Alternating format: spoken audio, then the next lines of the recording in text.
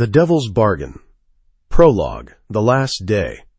The conference room on the 14th floor of Ashford & Cole smells like fresh brewed coffee and quiet ambition, and on this particular Thursday morning in October, it also smells like blood. Not literally. Nora Callahan has thought about that later, that detail, the way the air felt different the moment she stepped through the glass doors. Like something molecular had shifted, like the room already knew. But she doesn't know yet. She's carrying a presentation deck she has rehearsed 11 times. She's wearing the blazer she always reaches for when she needs armor. Charcoal wool, perfectly fitted, the one her mother helped her pick out 2 years ago when she got promoted to senior strategist. She has a coffee in her left hand, a folio tucked under her right arm, and a small, quiet confidence sitting in her chest, like a stone she polished for 5 years. She is ready. She has no idea. There are 41 people in this room. Nora counts them automatically, an old habit from years of pitching to crowds she had to read before she could charm. Junior associates clustered near the back wall, some standing because the chairs ran out. The senior team arranged around the long mahogany table in their assigned territories. Pamela from brand strategy with her reading glasses pushed up into her hair. Owen from accounts, picking at a hangnail. Graham's personal assistant, Clara, seated just behind the empty chair at the head of the table, a leather portfolio open on her knee. The empty chair that belongs to Graham Ashford, Director of Client Services, 15 years at the firm. Nora's mentor, or the man she once believed was her mentor, which she will later understand is not the same thing at all. She finds a seat midway along the right side, sets her coffee down, opens her folio. The Vandermeer campaign presentation loads on the main screen at the head of the room. Her slides. Her work. 3 months of 80-hour weeks reduced to 32 pages of clean, confident strategy.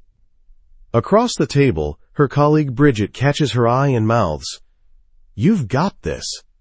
Nora smiles back. The door opens.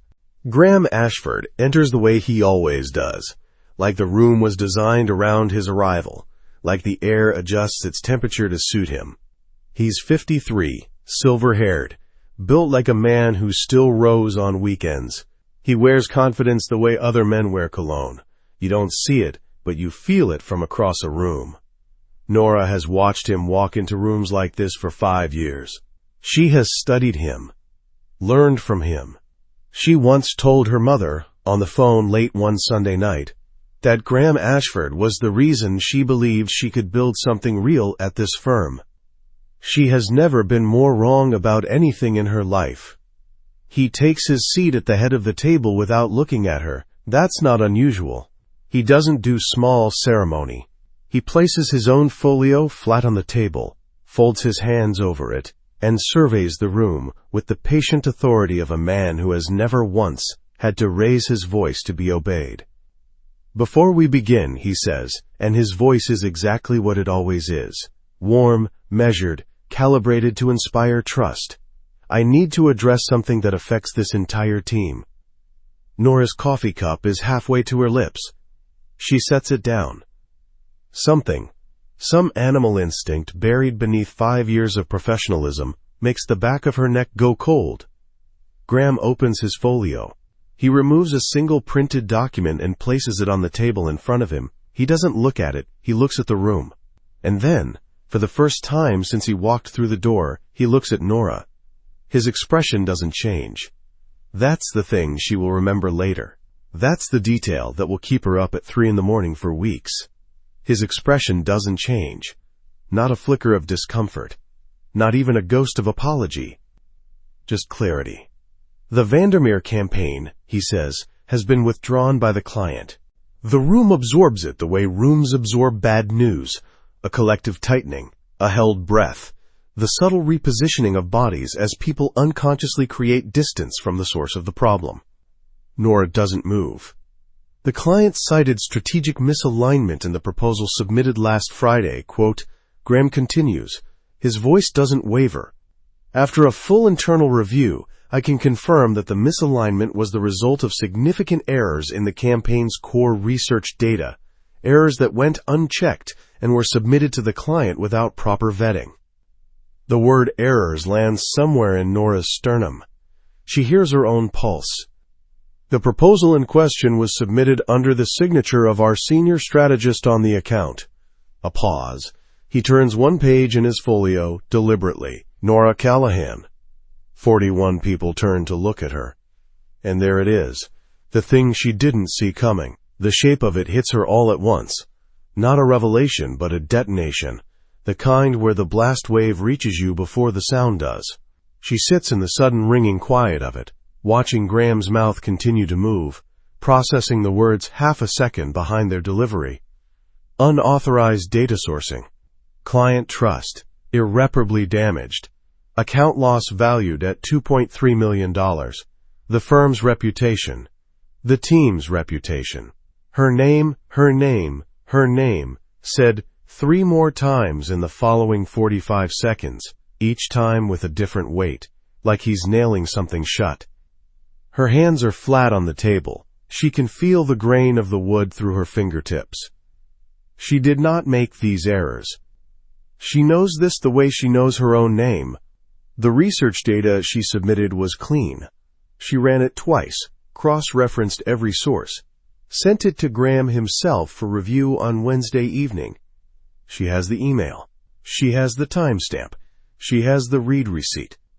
What she doesn't have is any understanding yet of what that matters in a room like this, with a man like this, and 41 witnesses who are looking at her the way people look at someone already receding. Graham is still speaking. Effective immediately, Nora will be transitioning off all active accounts. HR will be in touch today regarding the formal process. I want to be clear that this is not a decision I've made lightly. She stops hearing him. Not because she is crying. She isn't, and this is the fact she'll be most proud of later in the wreckage of everything that follows, but because a strange crystalline calm has descended over her. The kind of calm that only comes when the worst thing has already happened, and your nervous system simply stops trying to protect you from it. Transitioning off all active accounts. 5 years. The Brennan pitch that she rewrote from scratch over a single weekend.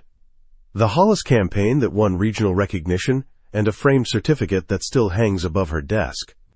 The mentorship lunches where Graham told her, across small plates of expensive food, that she was exactly the kind of talent this firm had been waiting for. She thinks of all of it in the space of 3 seconds. Then she sets it down, carefully, like setting a glass on the edge of a very high shelf. And she stands up. The room notices. Of course it does. People in the middle of a formal proceeding do not simply stand up. There are rules. There is an order of things. Graham pauses mid-sentence and looks at her with an expression she cannot quite read. Surprise, maybe? Or the beginning of it. As though he expected her to sit and absorb and accept, the way people usually do when a man like him decides how a story ends. Nora picks up her folio. She picks up her coffee, still warm, still hers, and she looks at Graham Ashford across the length of that mahogany table, across 5 years and 41 people and what she now understands to be a lie so clean and careful it almost deserves admiration. She doesn't raise her voice. This is important. She will think about this later. The fact that she didn't shout, didn't dissolve, didn't give him the chaos he might have been braced for. The fact that when she finally speaks, her voice is quiet and even and entirely her own. I know what you did, she says. The words fall into the silence of the room like stones into still water. Graham's expression doesn't change. That's the answer she needed. Not a defense, not a denial. Just that perfect, practiced stillness. The stillness of a man who has already decided she has nowhere to go. He's right. She knows that too. She has the emails, the timestamps, the read receipt, and none of it will matter, because he is Graham Ashford and she is Nora Callahan, and this is his house, and she has just realized, with a clarity that feels like swallowing glass, that it always has been. She holds his gaze for 3 more seconds. Then she turns, walks to the door, and pushes through it without looking back. The elevator lobby is empty. Nora stands in it, pressing the down button, and stares at her own reflection in the polished metal doors. The woman looking back at her has good posture in a charcoal blazer and coffee in her left hand, and she looks entirely put together, which is almost funny, except that nothing is funny right now. Nothing at all.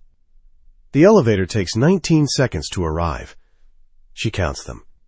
When the doors open and she steps inside, she allows herself exactly 1 moment, the span of the doors closing, 4 seconds at most, to press the back of her free hand against her mouth and breathe through the wave of something enormous and shapeless that rises in her chest.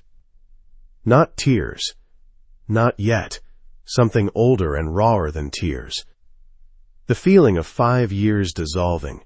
The feeling of having trusted the wrong person with something you can't get back. The doors seal shut. She lowers her hand. Straightens her spine. The elevator begins to descend. She doesn't notice him until she reaches the lobby. Later, she won't be able to explain why her eyes go to him first. Out of everyone in the broad marble sweep of the Ashford and Cole ground floor, the afternoon foot traffic, the suited figures moving toward the revolving doors. Maybe it's the stillness of him. In a lobby full of motion, he simply stands. One shoulder against the far column, arms loose at his sides, a dark wool coat that fits him like it was made to fit nothing else. He is watching the elevator bank. He is watching her. She has never seen him before. She is certain of this. He is not the kind of man you forget. He's tall, not just tall, but proportioned in that way that makes a room recalibrate around him, like architecture adjusting to accommodate new information. His hair is dark, cut close at the sides, longer at the crown. His jaw is clean-shaved and sharp. His eyes, from across 30 feet of marble flooring, she can't tell their color from here. She can tell that they haven't moved. He's been watching her since the elevator opened. Nora's stride doesn't break. She learned a long time ago that hesitation in a lobby is indistinguishable from guilt, and she has nothing to feel guilty for. She crosses the floor toward the revolving doors, and the stranger watches her cross, and she keeps her chin level and her coffee hand steady, and she does not look at him again. She pushes through the revolving door. October air hits her cold and sharp, laced with exhaust, and the first thin suggestion of rain. The street outside is ordinary and indifferent, the way streets are when they've just watched someone's life come apart and kept moving anyway. Nora stands on the top step of Ashford and Cole for 1 moment. Just one. Then she walks down the steps and into the city, and she doesn't look back at the building, doesn't look back at the glass doors, doesn't look back at the man in the dark coat who is still standing in the lobby, watching her go. She doesn't know his name. She doesn't know that he already knows hers. She doesn't know that in 48 hours, a lawyer in an expensive suit will knock on her apartment door and change the entire shape of her life. She doesn't know any of it yet. She walks into the rain, and behind her, through the glass, a man named Cade Voss watches her shoulders stay straight the whole way down the block, and something shifts in the still, calculated machinery of his chest that he will spend the next several months pretending was never there at all. Chapter 1. The Offer. 48 hours. That's how long it takes for a life to become unrecognizable. Nora knows this now, with the particular certainty of someone who has been sitting at her kitchen table since 7 in the morning, watching the light change across the wall while the unopened envelopes multiply. She hasn't counted them. She doesn't need to. She knows which one is from the hospital. The one with her mother's final account balance, printed in a font designed, she has always thought, to make the number feel smaller than it is. It doesn't work. It never does. The wine glass from last night is still on the counter. She didn't finish it. That's something, she supposes. Her laptop is open to a job board she's been staring at for 3 hours, the cursor blinking in the search field with a patience she cannot match. She has typed and deleted the same query 4 times. Senior Marketing Strategist, Boston. The results that come back are fine. Adequate. Entry-level to mid-range firms with modest budgets and honest intentions. The kind of places that would see her credentials and call her within a week. It would be a step back.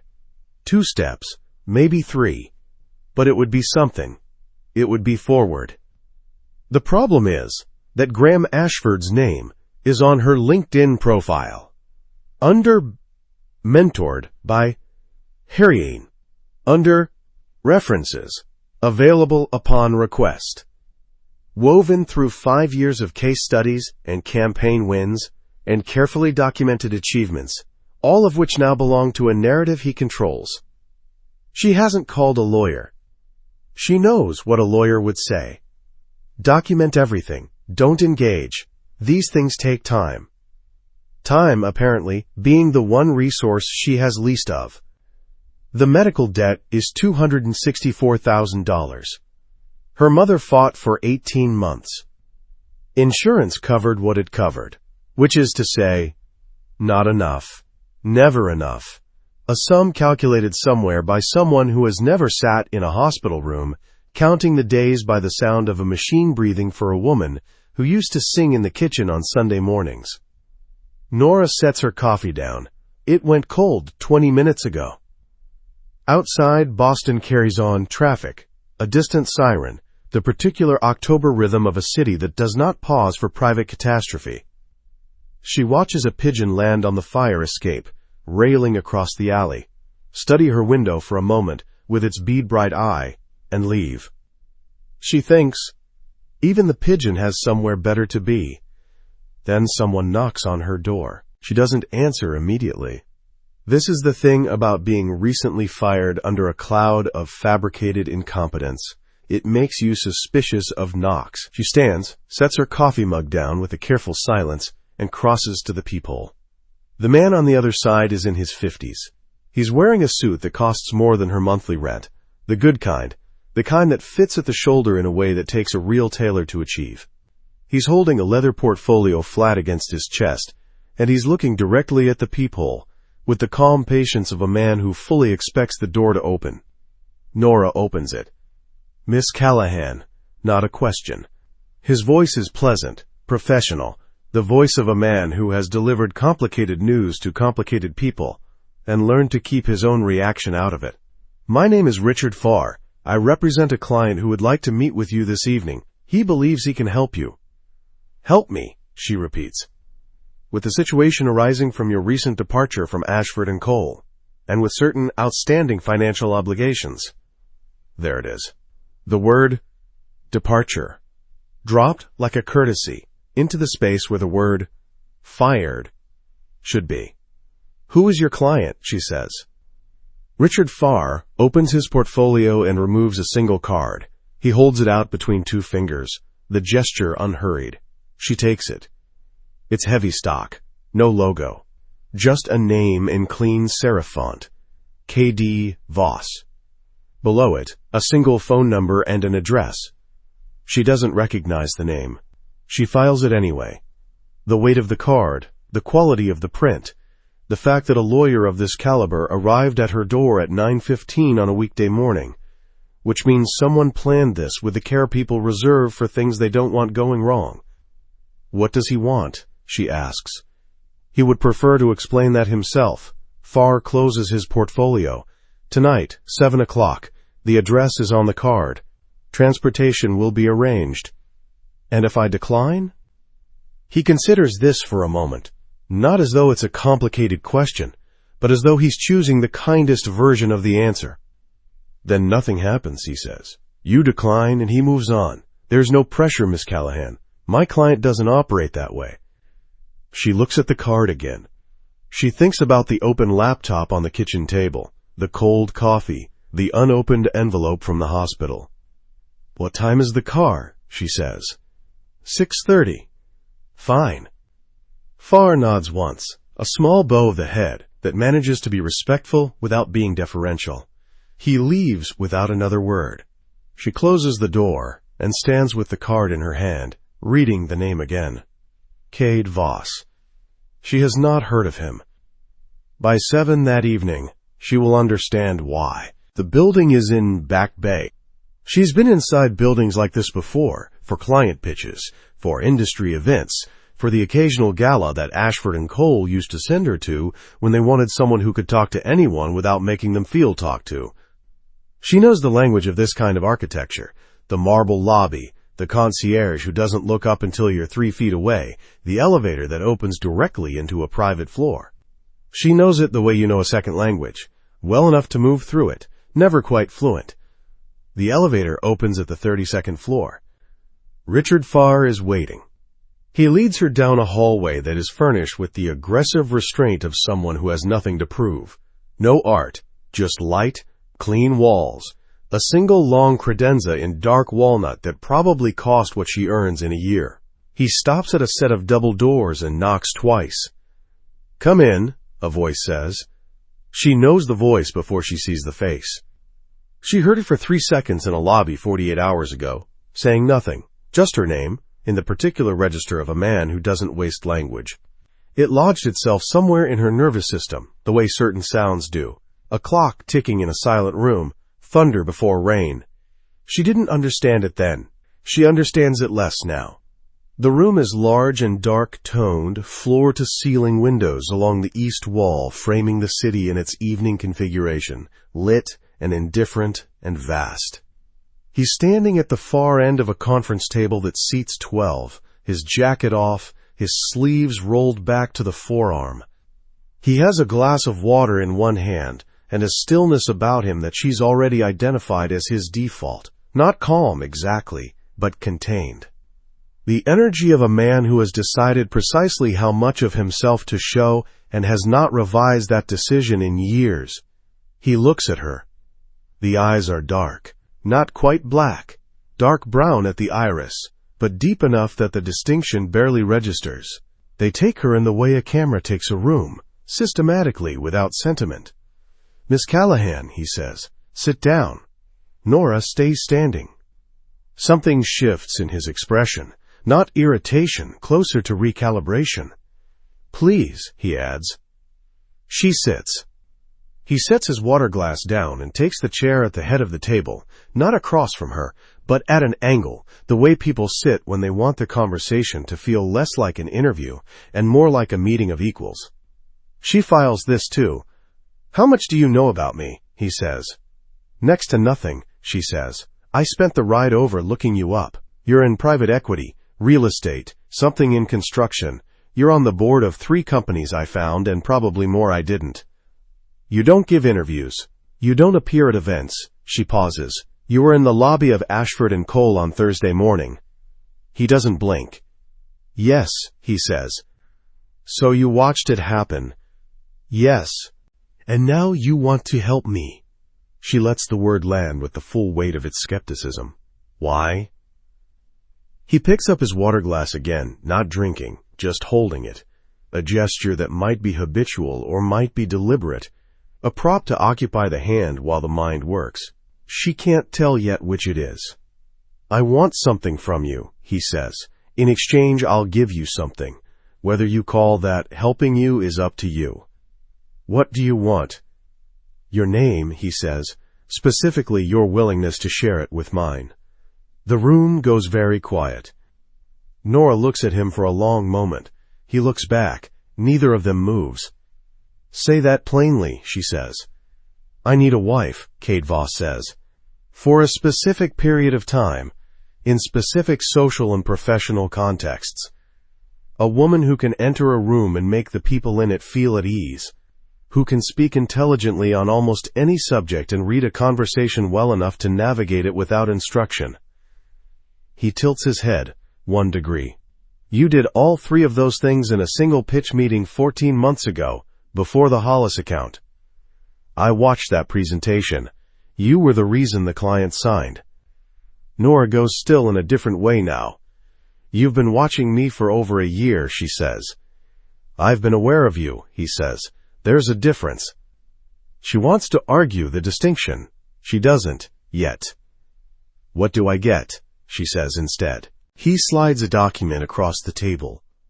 She doesn't reach for it immediately. This, she has learned, is the most important moment in any negotiation. The moment between the offer and your response. The moment when you are still in possession of everything you came in with. She lets it sit. Then she picks it up. The terms are specific. 12 months, renewable by mutual agreement. Public appearances as required. Charity events, business dinners, select social occasions. A shared residence, separate rooms. A staff who will be informed only that she is his wife, nothing further. Financial compensation. All outstanding medical debt in the name of Margaret Callahan settled in full within 72 hours of signing. Additionally, a monthly living allowance and, at the completion of the arrangement, a lump sum of $300,000. She reads it twice. 3 times. She sets it down. "And Ashford," she says. Cade looks at her without speaking. "This says nothing about Graham Ashford," she says. "It doesn't say anything about what he did to me, what he's currently doing to my professional reputation, or what, if anything, happens to him as a result of whatever this is." She taps the document. "I'm not agreeing to something that benefits you and leaves him untouched. That's not a deal. That's a transaction that costs me more than you're paying." The silence between them has a texture now. Cade Voss looks at her the way he looked at her in the lobby, like a calculation being revised, like a variable he underestimated the value of. "Graham Ashford will lose everything," he says, and the simplicity of it is more convincing than any elaboration would be. He says it the way you state a fact already in progress, not a promise, a forecast. His reputation, his position, his access to the networks he spent 15 years building. It will happen in stages, and it will be thorough, and by the time it's over, he won't be able to find a foothold in this industry at any level. "How?" she says. "That's not something I'll share." "Then I'm supposed to trust you." "You're supposed to weigh the evidence in front of you," he says. "I don't ask for trust. I earn it or I don't." She looks at him. The city pulses behind him through the glass, indifferent and lit. "Add it to the document," she says, "in writing. Graham Ashford's professional destruction as a condition of the arrangement. I want it explicit." He reaches across the table. He picks up a pen from the middle of the table. A heavy thing, the kind that writes with its own gravity. And he writes 6 words into the margin of the document, then initials them. She leans forward to read. "Condition accepted. G. Ashford. Full professional ruin." She looks up at him. "One more thing," she says. He waits. "I'm not going to pretend to be someone I'm not," she says. "I'm not going to perform gratitude or helplessness or any other quality that makes it easier for you to manage me. I'll be your wife in public because that's the arrangement. In private, I'm Nora Callahan and you don't get to rewrite that." Something crosses his face. It happens too fast for her to read completely, but she catches the edge of it, a fractional, unguarded thing, gone almost before it's there. "Understood," he says. She picks up the pen. Her hand is steady. She is not inside. Her pulse is doing something architectural and complicated. Her mind is running a dozen arguments in parallel, and underneath all of it is the image of her mother's face, and the envelope on the kitchen table, and 5 years of good work buried under one man's careful lie. She signs her name. Cade Voss watches her do it. He doesn't look satisfied. He doesn't look relieved. He looks the way he looks. She's beginning to understand, the way he always looks, measured, contained, and in possession of something he has not yet decided whether to show her. "Welcome," he says quietly, "to the arrangement." She sets the pen down and looks at him directly. "I'll be in your world," she says, "but I'm still watching you." He looks at her for a moment. "Good," he says, and this time she can't quite read what's behind it. She's almost to the elevator when his voice crosses the room behind her, low, unhurried. "Miss Callahan." She turns. He's still at the table, the signed document in front of him, one hand resting flat on its surface. He is looking at her with that quality she already knows she is going to spend the next several months trying to decode. Not cold, precisely, but closed. The expression of a man who locks every door before he leaves a room out of a habit so old he no longer remembers forming it. "There's one more thing," he says. "Of course there is," she says. "There's a clause in the contract you should read before tomorrow." He holds her gaze. "Page 9, third paragraph." She nods once. In the elevator, alone, she pulls out her copy of the document. She turns to page 9. Finds the third paragraph. She reads it once. She reads it again. The elevator reaches the lobby, and she doesn't move for 3 full seconds. The doors open, the marble lobby visible beyond. She has the sudden and certain feeling that she did not read this document carefully enough. Chapter 2. The performance begins. 6 days into the arrangement, Nora learns 3 things about Cade Voss. First, he does not explain himself. He provides information in the precise quantity required, and stops there, the way a surgeon uses the minimum incision necessary to reach the thing they're looking for. Second, the staff who run the Back Bay penthouse are impeccably professional, impeccably discreet, and completely unreadable, a quality she suspects he selected for deliberately. Third, he has very specific opinions about what she should wear.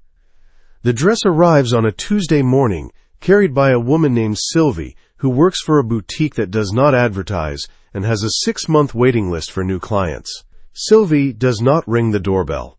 She simply appears in the foyer with a white garment bag and a neutral expression, the way all of Cade's people appear, as if materialized, as if summoned from somewhere just beyond the ordinary threshold of things. "Mr. Voss selected this for the Harrington Foundation event," Sylvie says. "Alterations have already been made to your measurements. There are also shoes in a bag, if you'd like to review them." "He selected the shoes as well," Nora says.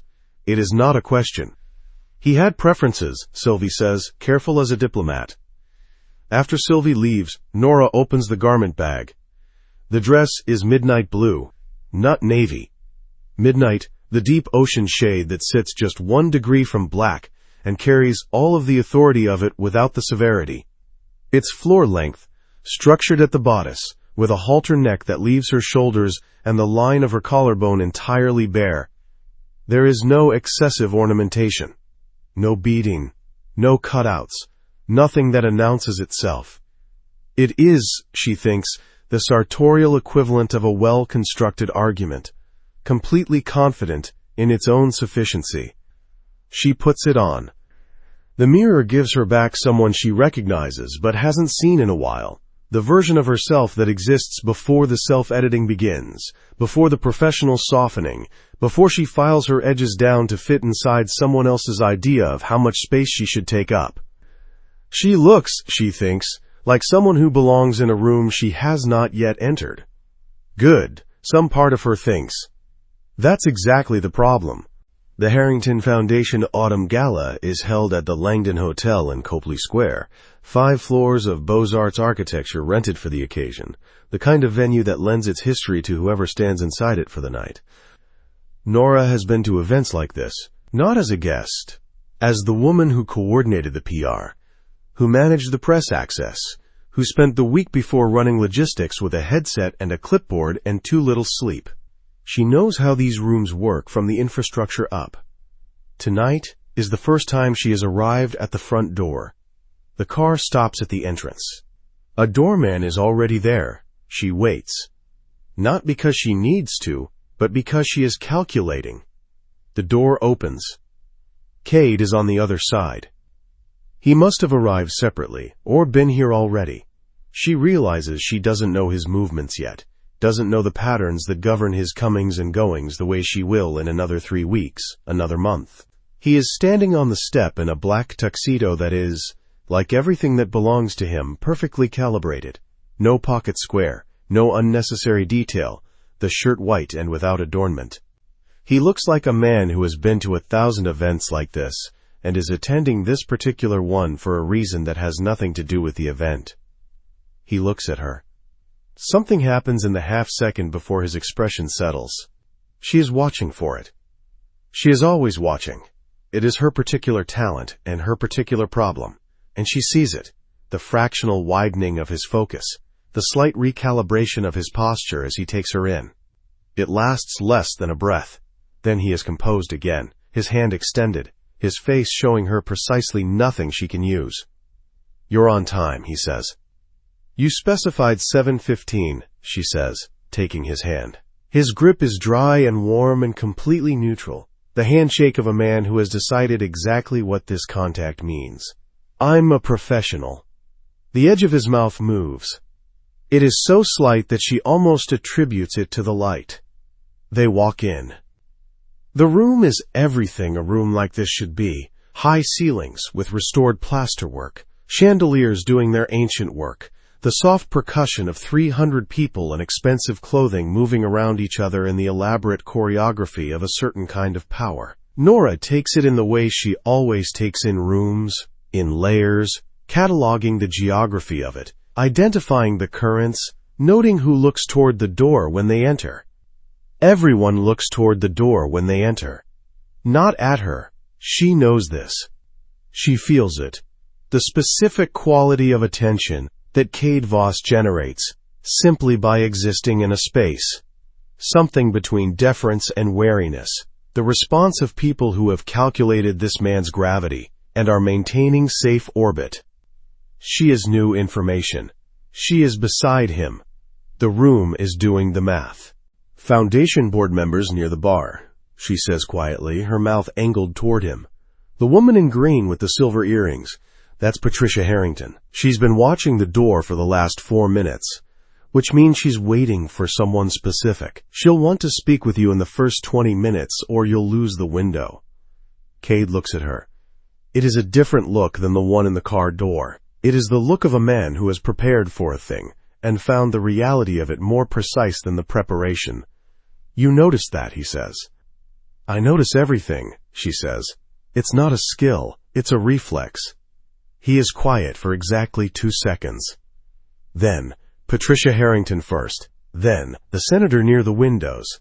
He's up for re-election and needs visible philanthropic association before November. Then we eat. "And the 3 men to the left of the champagne station?" she says. He doesn't look. He already knows. "Business," he says simply. "I'll introduce you. Follow my lead." "I don't follow leads," she says. "I work alongside them." He looks at her again. This time, the thing she catches in his expression is clearer. Not surprise. Something closer to, she is not entirely sure. It occupies the space where surprise would live, in the part of him that is still human underneath the calculation. "Fine," he says. "Alongside." They move into the room together, and Nora Callahan, who has spent 5 years making other people look good in public, understands with crystalline clarity that she has never been this visible before. It is a strange, vertiginous feeling, not unpleasant, not comfortable, something in between. She decides it doesn't matter. She has a room to work.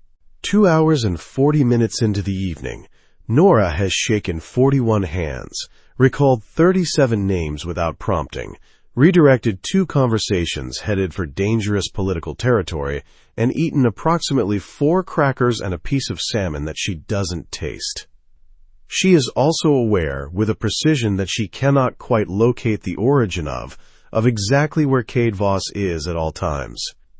This is the thing she didn't anticipate, the physical grammar of it, the way you have to learn someone's body when you are performing intimacy with them, the rhythm of their movement, the geography of their attention, the specific weight of their hand when it lands on your back. She has touched Cade's arm twice. He has touched the small of her back 4 times.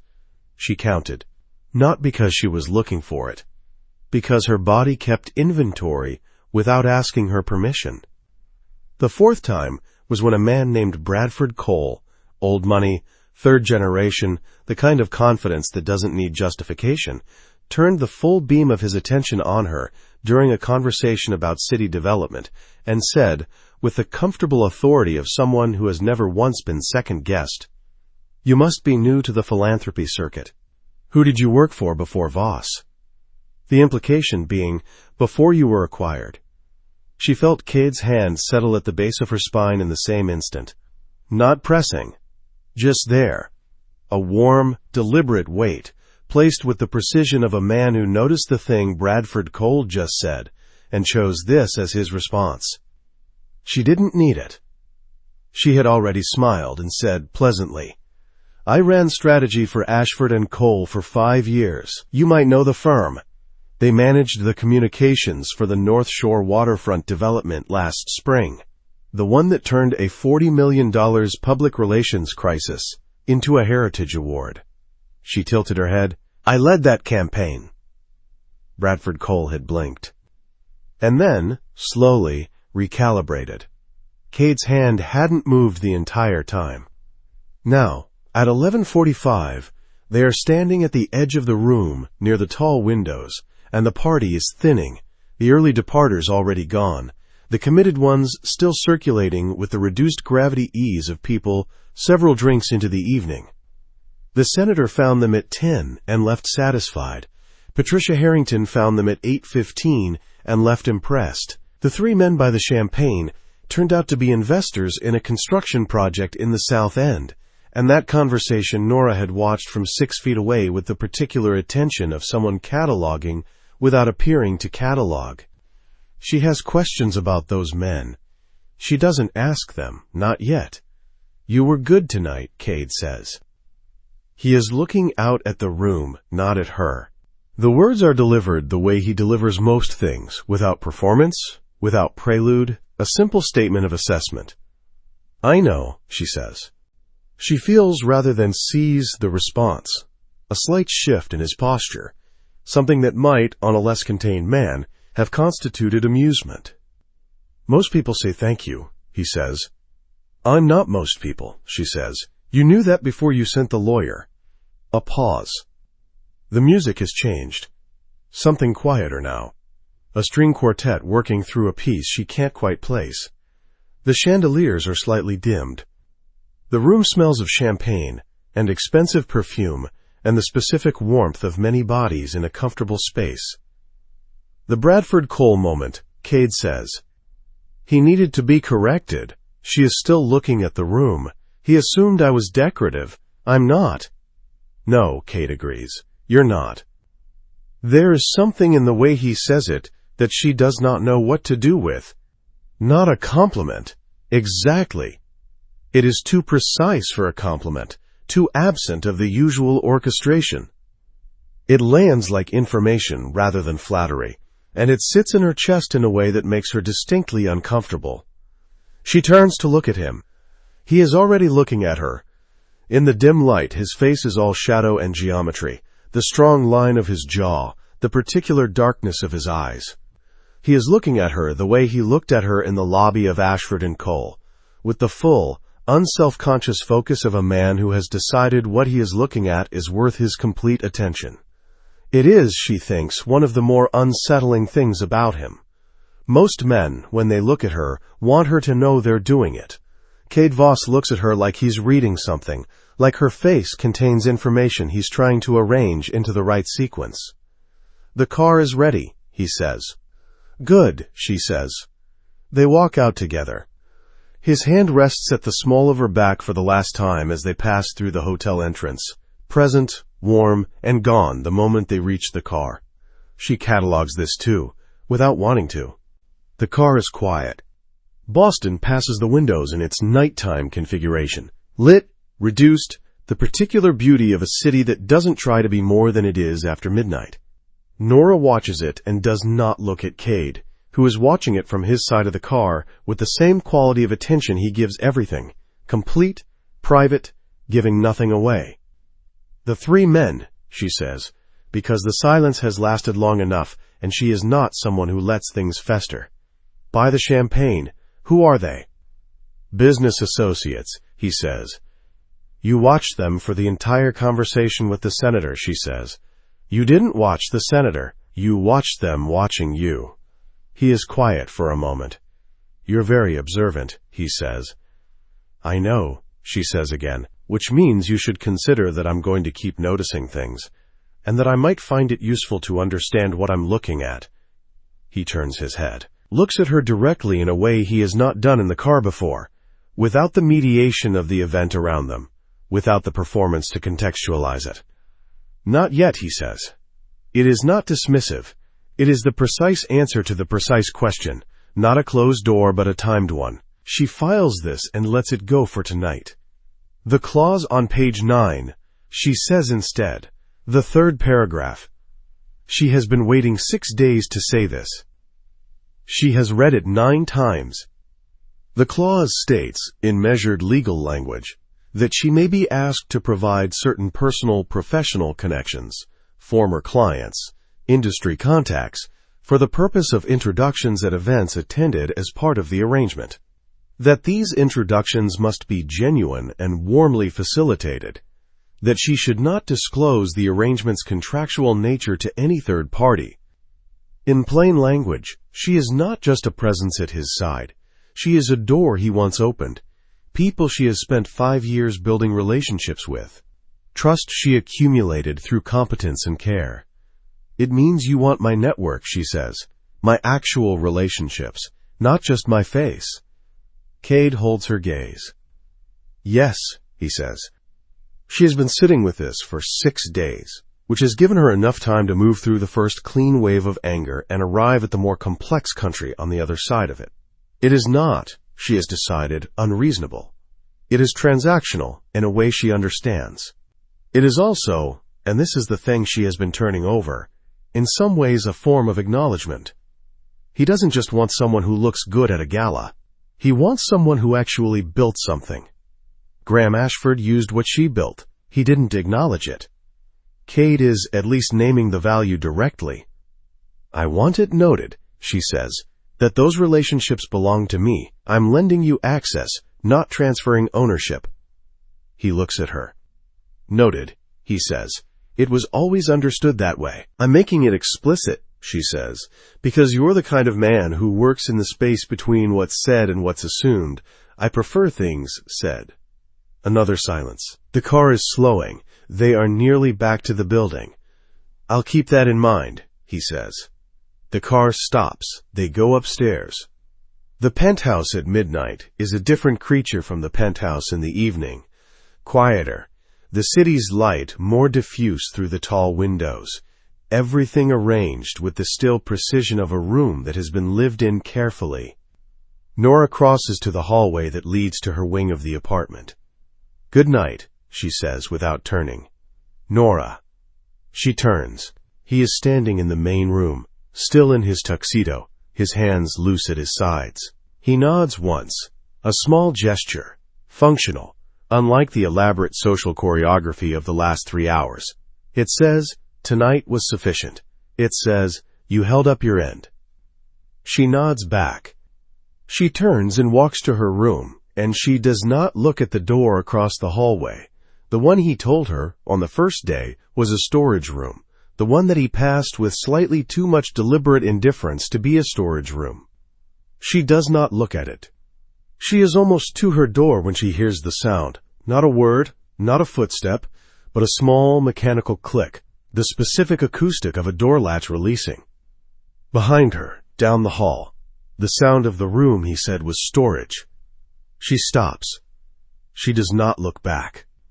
She goes to her room and closes her door, and stands with her back against it in the dark of midnight, listening to the particular quality of the penthouse's silence.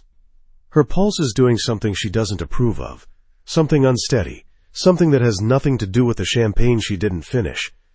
She waits. 5 minutes. 10.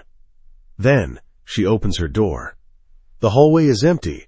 The door across the hall is closed. She crosses to it in bare feet, the marble cold beneath her, and turns the handle. It opens. The room inside is dark. She finds the light switch on the wall, and she pushes it, and the overhead light comes on, and she sees what is in the room, and her hand tightens on the doorframe. It is not a storage room. It is, she does not have an immediate word for it, a study perhaps, except there is no desk, a workspace, except the walls are what hold the work.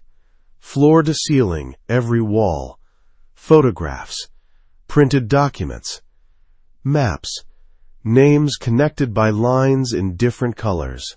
She steps inside, slowly, and turns in a circle, and looks. She recognizes some of the names, industry names, financial names, the Harrington Foundation, the 3 men by the champagne tonight. And then, in the center of the east wall, pinned there with no connection line leading to it, no label, just the photograph itself, a photograph of her. Walking out of Ashford & Cole, her charcoal blazer, her coffee, her chin level, the street behind her just beginning to catch rain. The timestamp in the corner reads, 2 weeks before she was fired. She stands in front of it for a long time. She is not breathing very evenly. When she finally speaks, she speaks to the room, to the photograph, to the version of herself who walked out of that building without knowing someone was already watching. "How long?" she says quietly. The room does not answer. But she understands with the cold and total clarity of a woman who has learned not to let things sit, that tomorrow morning she is going to have a conversation with Cade Voss, and this time, unlike every exchange that has come before it, she is going to require an answer. Chapter 3, Proximity. She finds him at 6:50 in the morning. He is in the kitchen, standing at the counter with his back to the hallway, pouring coffee with the economical attention of a man who does not require ritual but has developed one anyway. He is already dressed, charcoal trousers, a white shirt with the sleeves pushed to the elbow, no tie. His hair is slightly less controlled than it will be by the time he leaves the building. This is, she is beginning to understand, as close to unguarded as Cade Voss gets at 6:50 on a Tuesday. She is in yesterday's clothes, which she changed back into after leaving his study at 1 in the morning, because the alternative was her pajamas, and she needed to feel like herself for this conversation. She sets the photograph on the counter between them. She printed it on the small printer in the second bedroom.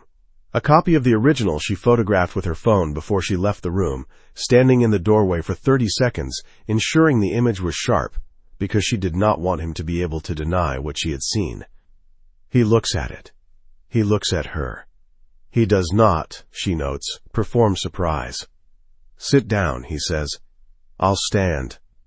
He picks up his coffee, he takes a sip, he sets it down. All of this with the exact, unhurried quality of a man who is choosing his next words the way a surgeon chooses a blade, for precision, for the minimum necessary damage.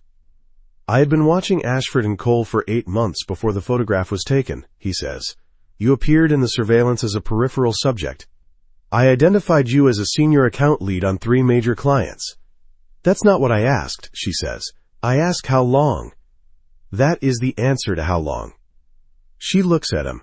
The kitchen light is early morning neutral, neither flattering nor punishing, and in it he is exactly what he always is, controlled, exact, the kind of composed that comes from years of practice rather than nature. She has begun in 9 days of living in this space to understand the difference.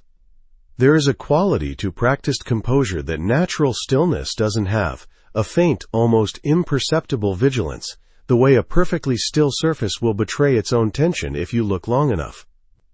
She has been looking long enough.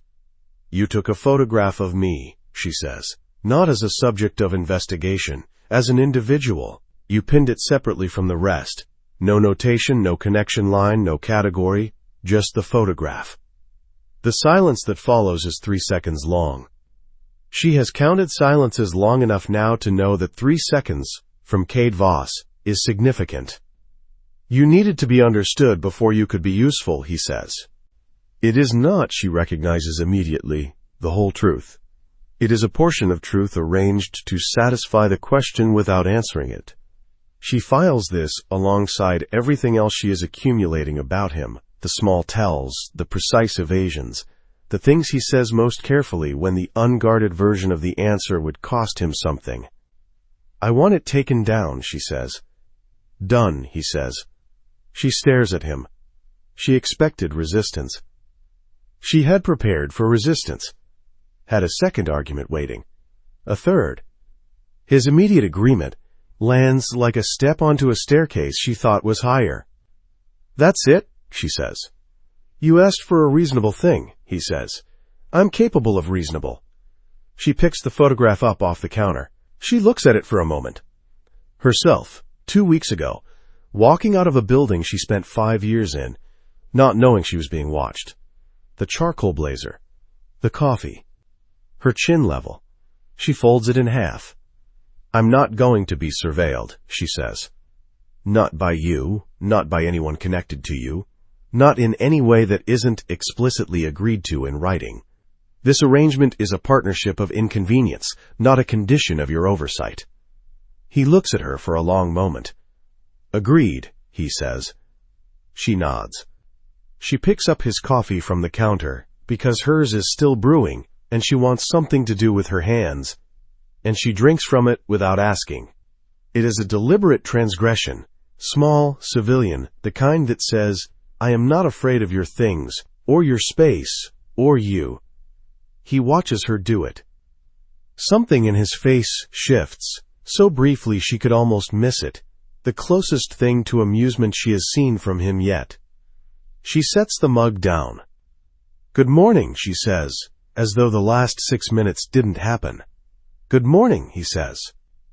And the kitchen goes quiet again, but it is a different kind of quiet than yesterday. Less like a wall, and more like a room. They are both, tentatively, beginning to inhabit. The week that follows is a study in the architecture of two people learning each other's habits without meaning to. Nora learns. He makes his coffee too strong by any objective standard, and drinks it without milk or sugar. He reads 3 newspapers every morning, all physical copies, in a specific order. The Globe first, then the Journal, then a broadsheet she doesn't recognize that she eventually identifies as a financial paper that publishes out of London. He leaves work before 8 and returns after 9, and she hears the elevator long before the front door, which gives her exactly the right amount of notice not to be caught. She is not sure what she would be caught doing. Reading, usually.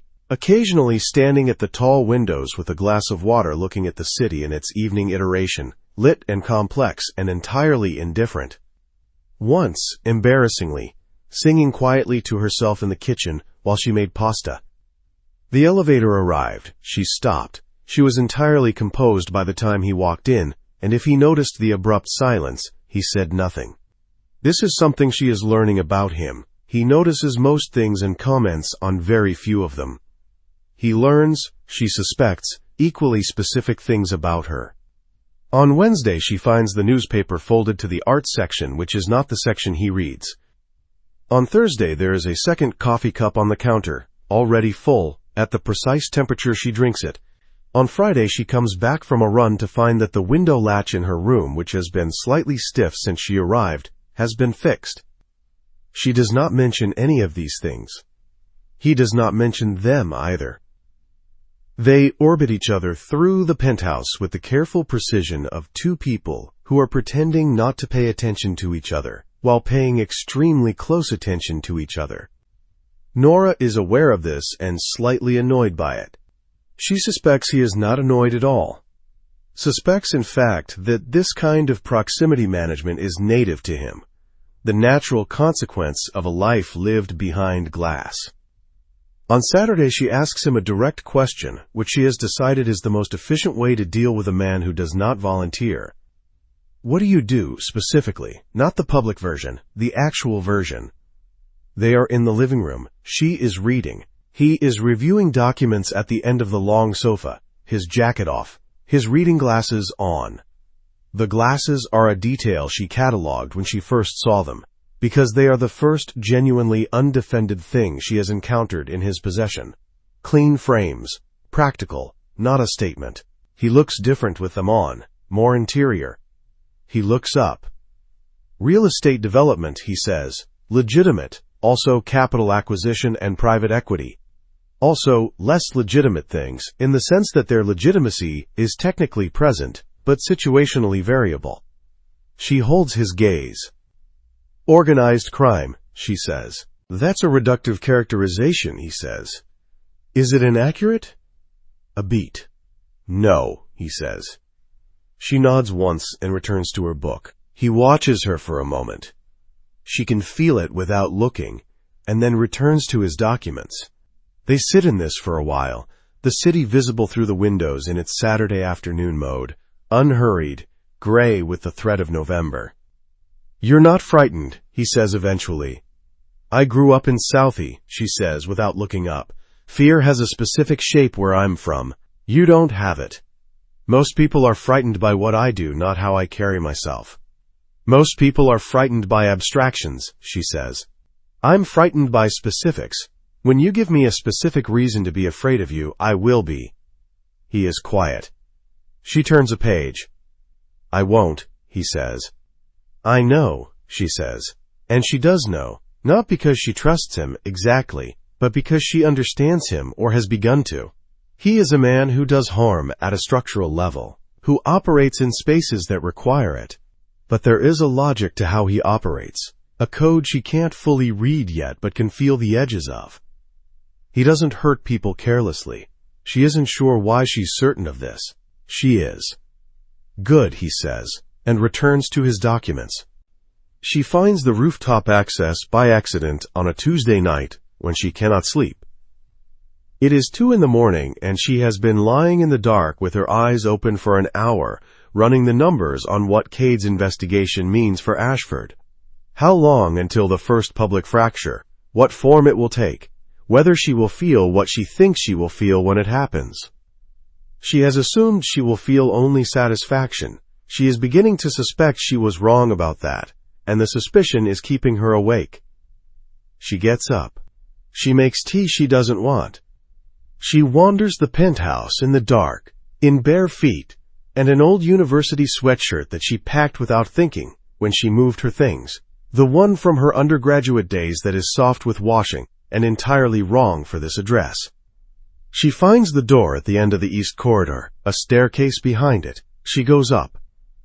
The roof is the city's private face. No performance, no architecture, just the flat expanse of the building's top floor with the skyline on every side, Boston in its nighttime iteration, lit from below and starless above the light pollution.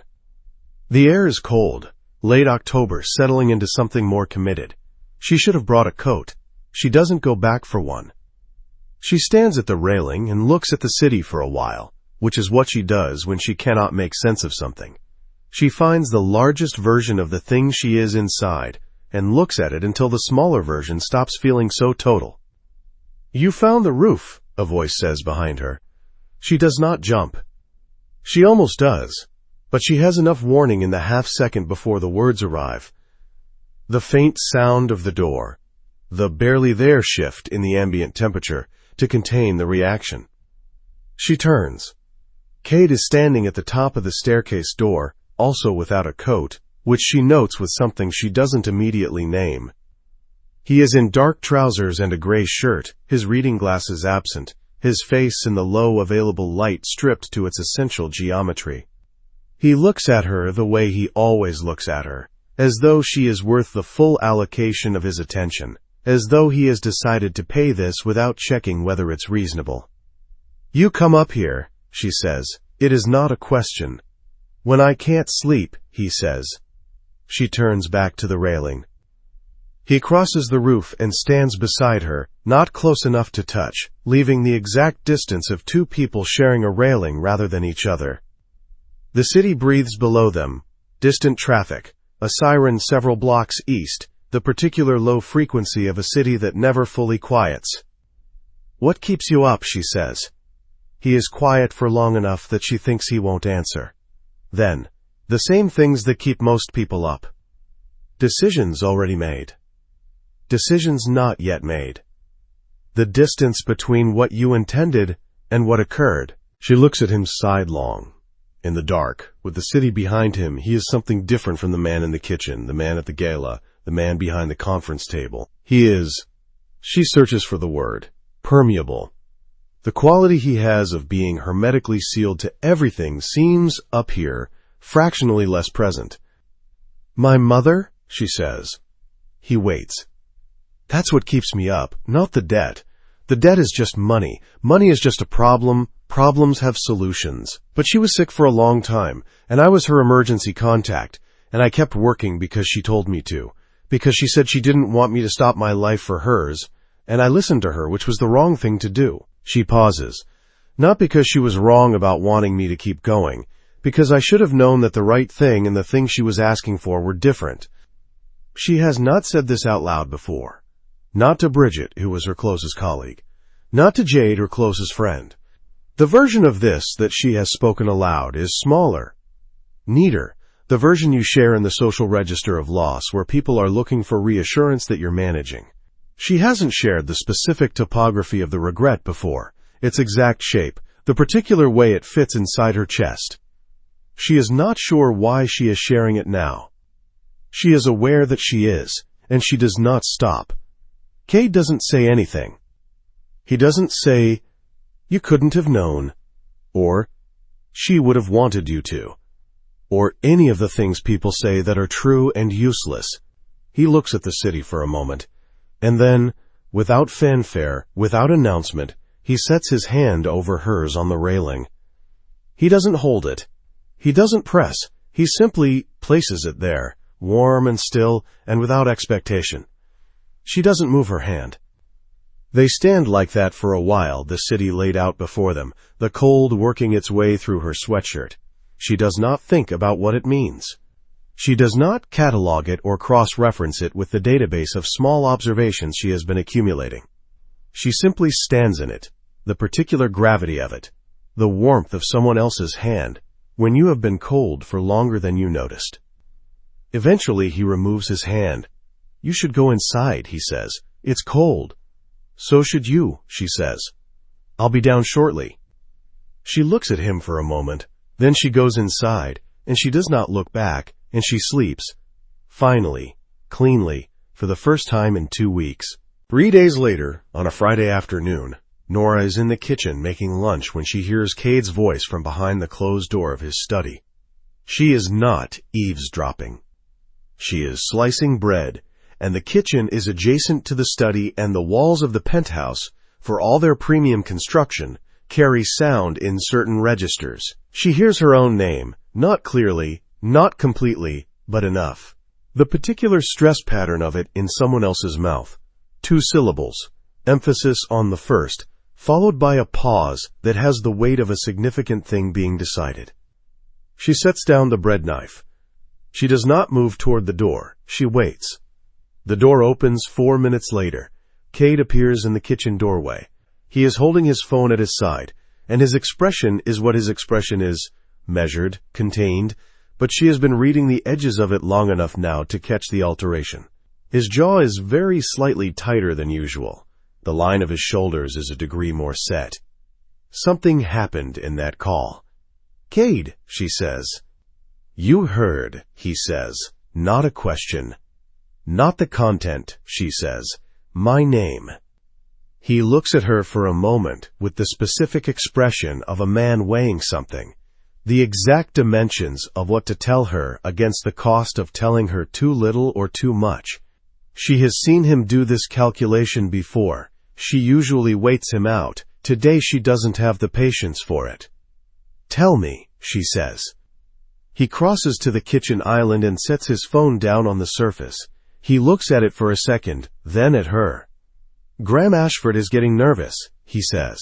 "He's been making inquiries about you, about who you married and why." Her chest tightens. "He's found out who you are," she says. "Not entirely," Cade says. "Not yet.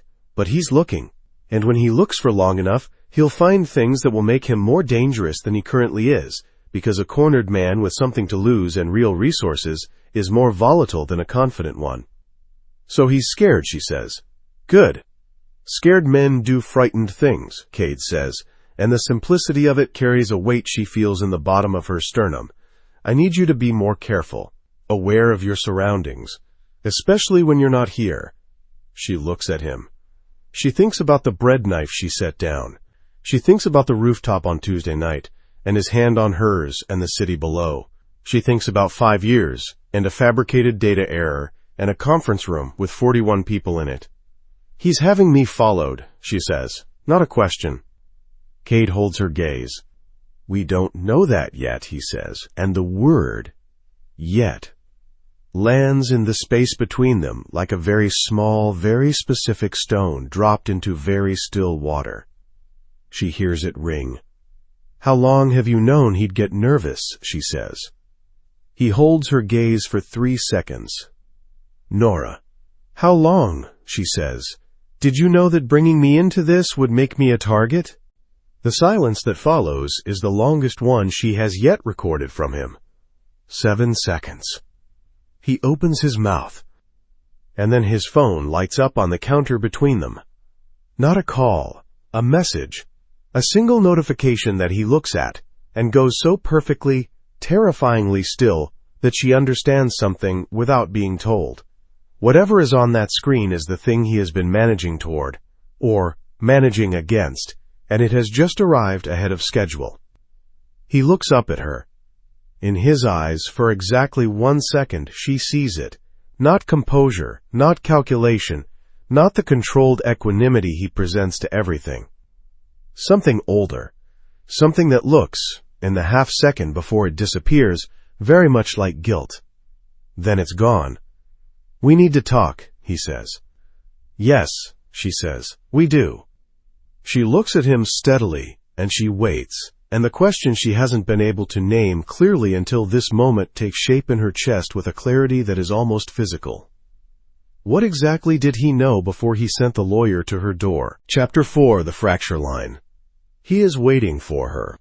Not in the dramatic sense. He is not standing at a window with his hands clasped behind his back, composing himself into a statement. He is simply at the kitchen table when she comes out at 7, a cup of coffee in front of him, the globe folded and unread beside it. He is looking at the table. She notices the globe is not folded to her section. She notices this, the way she notices everything about him now, the involuntary way, the kind that has stopped requiring a decision. The message last night, she says. She doesn't sit. She stands at the counter and pours her own coffee. What was it? He wraps both hands around his cup.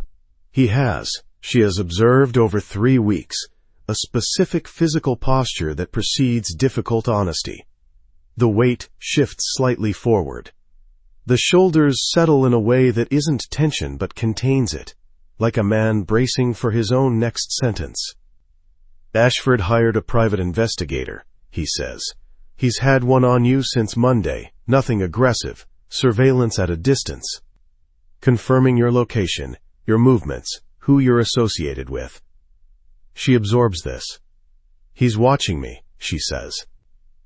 He's watching the situation, Cade says carefully. He knows you've married. He wants to understand the dimensions of what that means for him. Because he's scared, she says. Correct. Good. She drinks her coffee. It burns slightly, and she doesn't mind. The sharpness of it is useful, something to arrange herself around. I asked you last night how long you knew this would make me a target. You had your phone in your hand and you didn't answer. The globe sits between them, unread. I knew it was a possibility, he says. I assessed the risk as manageable. Your assessment, she says, or a fact. He is quiet for 2 seconds. My assessment, he says, based on his profile, his pattern of behavior, his resources, I calculated that he would not escalate to direct action against you while the investigation was still in its preparatory stage. Calculated, she says. The word has edges. She uses them deliberately. Yes. She sets her mug down with a small, precise sound. So you did a cost-benefit analysis, she says, in which the potential cost was my physical safety, and you decided the benefit. Whatever you're building against Ashford outweighed it, and you did not mention this in the terms I signed. He does not look away. No, he says, I didn't. This, she thinks, this is the thing about him that she finds more alarming than anything else. Not the organized crime, not the surveillance wall, not the impenetrable composure. It is this, that he is capable of looking at her and telling her the uncomfortable truth with the same undeflected clarity that he uses for everything else. Most people, when they are caught in something, try to arrange it into a better shape. Cade Voss does not rearrange.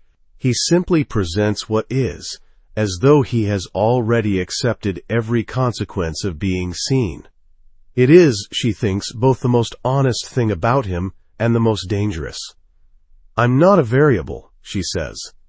In your model, in your timeline, in whatever architecture you've built around Graham Ashford.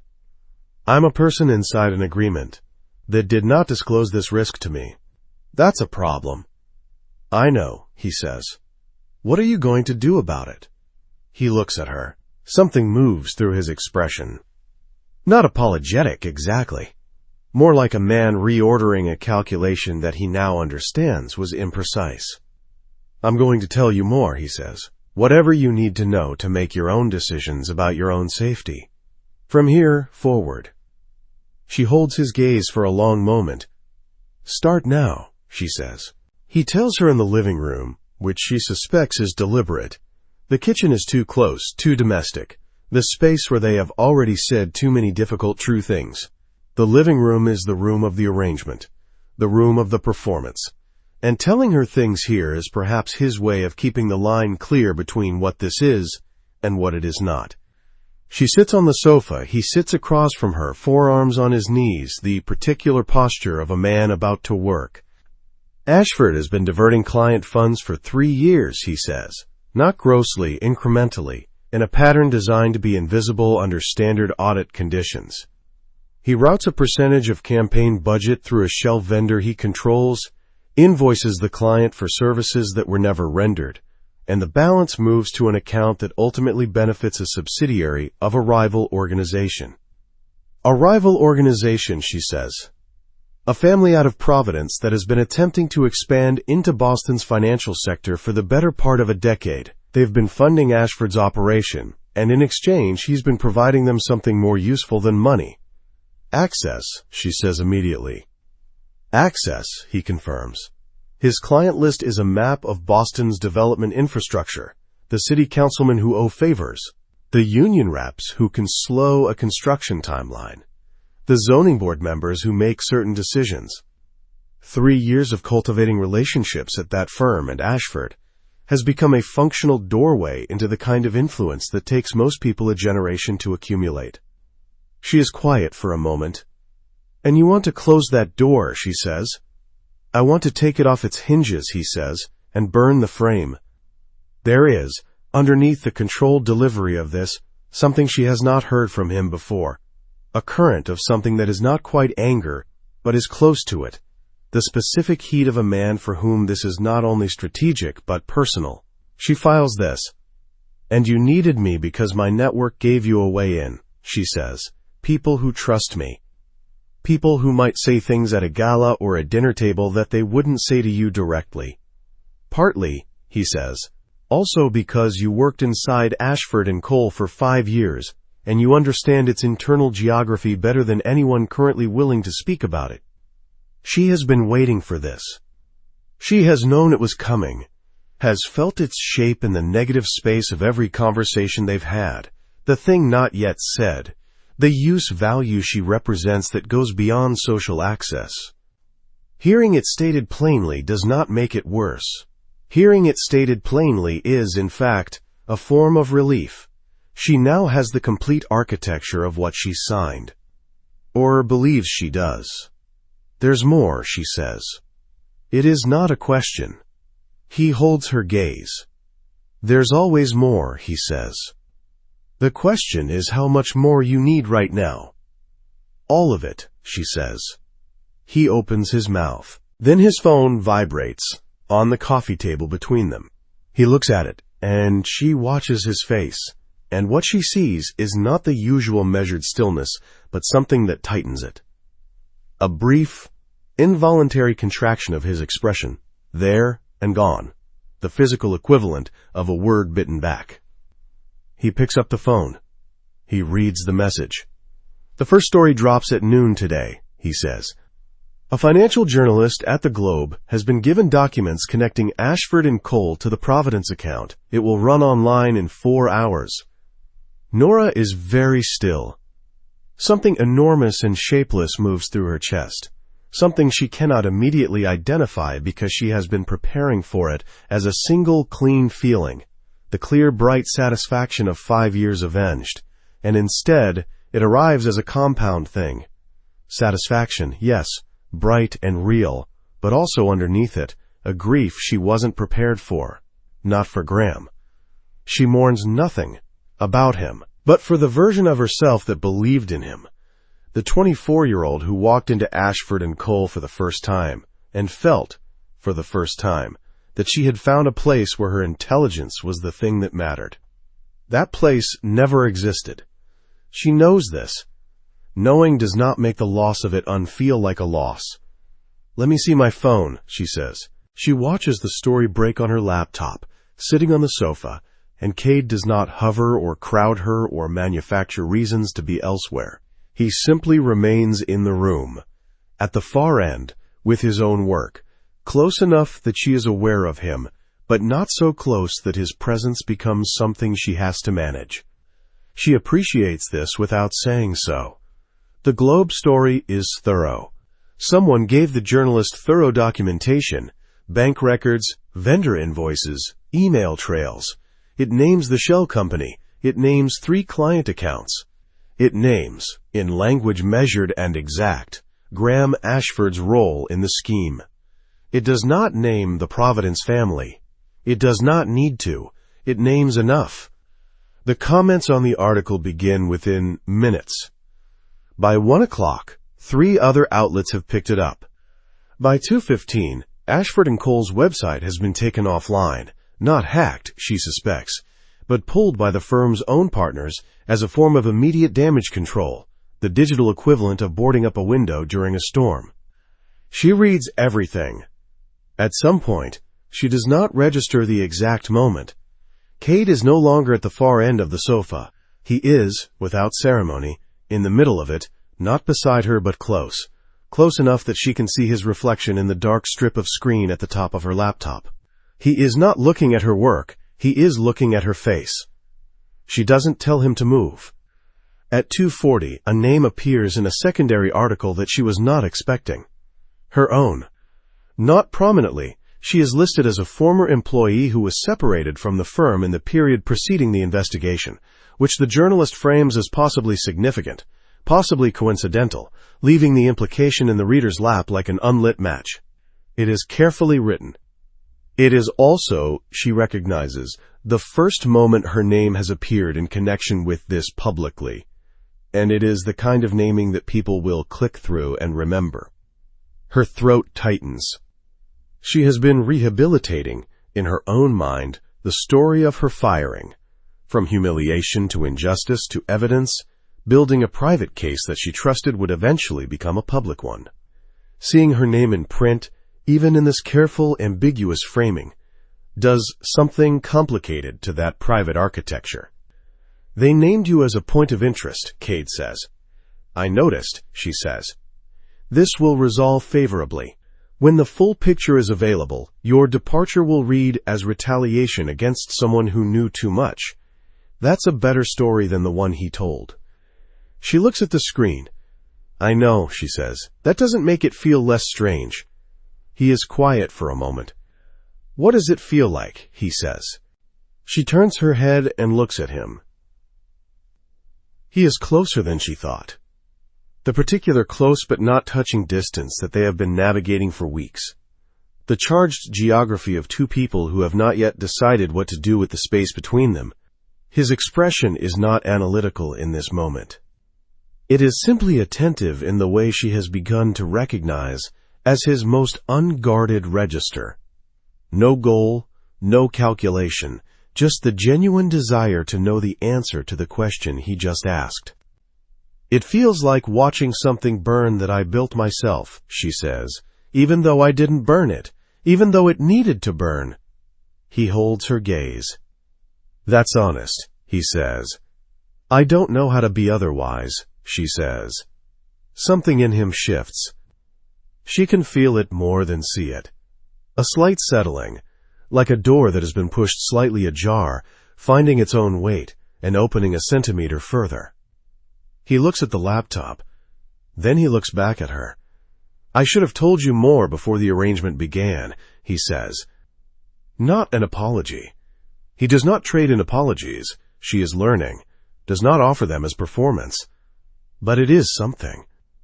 It is the sound of a man acknowledging, precisely and without decoration, that he made a choice that cost her something. "Yes," she says simply, "you should have." They sit in this for a moment, the laptop open between them, the story still scrolling. She should move back.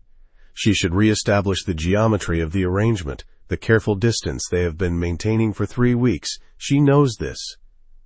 She doesn't move. He doesn't move either.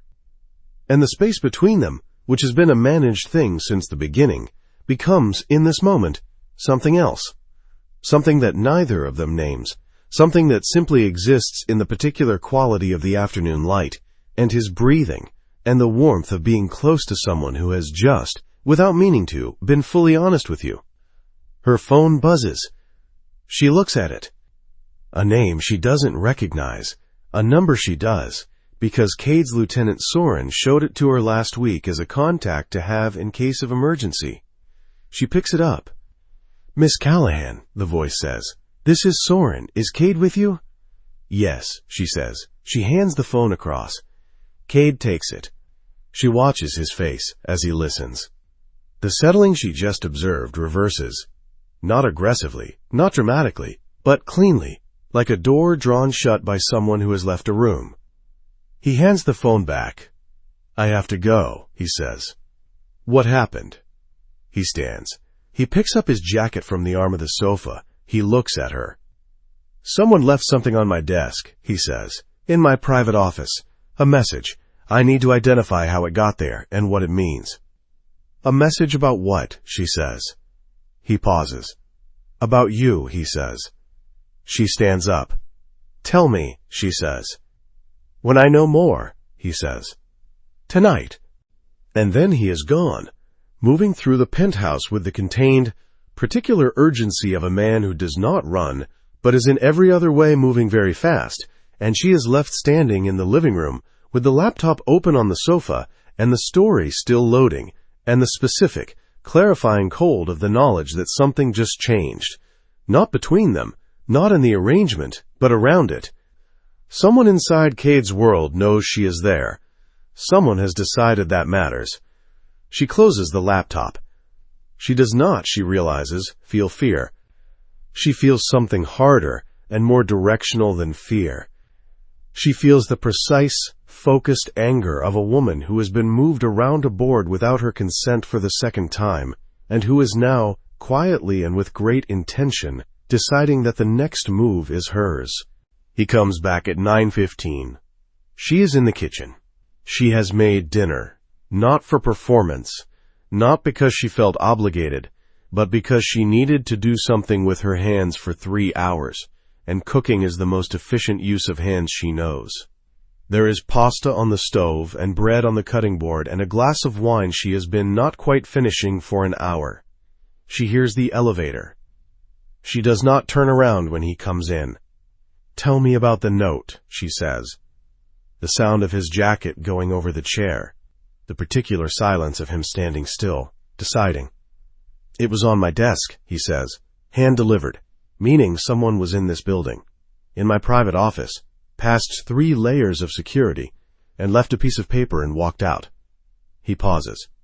"The paper had your name on it." 4 words. Does she know yet? Quote. She turns around. He is standing at the edge of the kitchen, his jacket over one arm, his face carrying the weight of the evening, not visible to most people, she thinks, but she is not most people. She has been reading the edges of him for weeks, and she can see the tightness under his jaw, the slight fatigue behind his eyes. "Someone inside your organization is watching us," she says. "Yes," he says. "And asking if I know something I don't," she says. "Which means there's something I don't know." He holds her gaze. She waits. "Nora," he says, and it is the first time he has used her name since the rooftop, the first time she has heard it from him without the preceding miss, and something about the register of it, without title or professional distance, opens a space she has been careful not to look at directly. "No," she says, "don't use my name like that to soften it, just tell me." He sets his jacket down. He crosses the kitchen in 3 steps. He stops on the other side of the counter from her. The island between them. Solid, marble, deliberate. There are things about the arrangement, he says slowly, that I kept back, not because they were intended to harm you, because they were operational details I judged irrelevant to your immediate decision. Judge them relevant now, she says. He looks at her for a long moment. And something happens in the quality of that look. Not the analytical attention she has catalogued, not the calibrated distance, but something that sits underneath both of those things and is therefore more alarming for its depth. He is looking at her, she thinks, the way a man looks at something he is trying to memorize before he loses it. It lasts half a second. Then he says, not tonight, tomorrow morning, I'll tell you everything tomorrow morning. She knows she should push. She knows she should demand it now, tonight, in this kitchen, with the pasta going cold on the stove. She doesn't know why she doesn't. Except that she does know. She knows with the particular clarity of someone who has been paying close attention, and has finally, tonight, allowed herself to name what she's been paying attention to. He looked at her like something he was afraid of losing, and she is not, she discovers, immune to being looked at that way, not by him. This is a problem. Tomorrow morning, she says, before 8. Before 8, he confirms. She turns back to the stove. Eat, she says. There's enough. He doesn't say thank you. He sits down at the kitchen table, which is the first time he has done this. She has brought coffee to the counter. He has stood or passed through, but he has not, until now, simply sat in the kitchen while she cooked, as though this were a thing that people did. She serves the pasta. She sits across from him. They eat in a silence that is not the silence of 2 people maintaining a careful distance. It is the silence of 2 people who have been maintaining a careful distance for 3 weeks and have, without deciding to, stopped. He pours her wine without asking. She lets him. Later, when she is in bed, in the dark, listening to the building settle around her, she thinks about the note. Does she know yet? 4 words. Someone inside his world asking whether she has been shown the complete picture. She has been told a great deal. She has the sudden, cold water certainty that she has not been told enough. Tomorrow morning, she thinks. Before 8. She will sit across from Cade Voss and she will not let him finish a sentence until she has all of it. She closes her eyes. She does not sleep for a long time. Chapter 5. What She Was. She finds it at 7:48 in the morning. 12 minutes before he said he would tell her everything. She is not looking for it. This is the detail that will stay with her longest. That she did not go hunting, did not mistrust him sufficiently to go hunting, was in fact in the process of making coffee with the particular domestic ease of someone who has, without announcing it, begun to feel at home. She was making coffee and reaching across the counter for the sugar when the corner of a document folder caught her sleeve and dragged it to the edge, and she caught it before it fell and set it back, and looked at it, and then, because she is who she is, because she has always been incapable of looking away from information, she opened it. It is labeled, in Richard Farr's handwriting, with today's date and a case reference number she doesn't recognize. It is thin, 6 pages. The first 3 are supplemental to the contract she signed, addenda, the kind that get attached after initial signing, the kind that lawyers produce when circumstances change, or when original terms require expansion. The 4th page is the one that stops her. She reads it once. She reads it again. She sets the folder on the counter and steps back from it, which is a physical reaction she has no conscious intention of making. Her body simply creates distance from what she has just read, the way a body moves from heat before the mind has processed the temperature. The 4th page is a strategic memorandum, dated 8 weeks before she was fired, authored by someone whose initials she doesn't recognize, addressed to Cade Voss directly. Subject line: Ashford and Cole, accelerated timeline. She picks it up. She reads it a third time, very slowly, the way you read something when you are hoping the second reading was wrong. It is not wrong. The memorandum outlines a problem. Ashford has become aware that his financial arrangements are being investigated. He is moving to close access points and destroy documentary evidence. The investigation timeline needs to compress. What will force his hand? What will make him act quickly, expose the documents, make mistakes that can be captured, is a crisis inside the firm, a public crisis. One that creates pressure, forces accountability, causes the firm's own internal systems to activate. The recommended mechanism, outlined in paragraph 3 in clean and clinical prose. The identification of a senior employee with sufficient proximity to Ashford's key accounts, whose separation from the firm under accusations of misconduct would trigger an internal audit process and force Ashford to expose the financial records he has been concealing. The recommended candidate, identified in paragraph 4. Nora Callahan, Senior Strategist, Ashford & Cole. Access to Vandermeer account, and 3 subsidiary accounts. Strong institutional credibility. Her separation would require justification, which would generate documentation. Existing professional relationship with subject. Ashford. Reduces risk of collateral suspicion. In the margin, in Cade's handwriting, she knows it now, the precise dark strokes of it. A single word. Approved. She sets the page down. She looks at the kitchen, at the coffee still in the process of being made, at the 2 cups on the counter, one for her, one for him, because she has been making 2 cups every morning for 11 days without deciding to. The sugar is still in her hand. She puts it back in the cabinet. She closes the cabinet. She does not cry. She is aware of this, of the specific, sealed quality of the feeling that moves through her now, which is not an absence of feeling, but its opposite. The way an extremely cold thing can feel for a moment, like a burn. She picks up the folder. She sits at the kitchen table and waits. He appears at 7:59.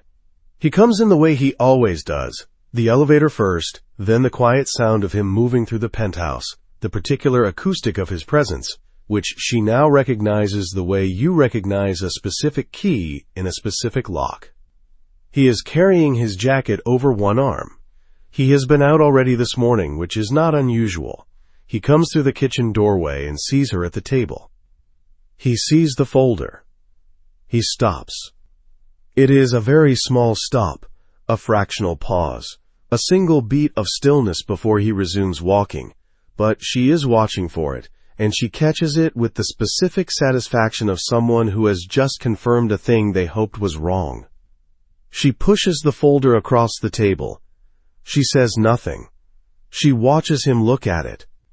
She watches him set his jacket over the back of the chair, the same chair he sat in last night, at dinner, which now occupies an entirely different space in the geography of things. She watches him pick up the folder and open it and look at the 4th page, and she watches his face while he does, and what she sees is nothing she can read.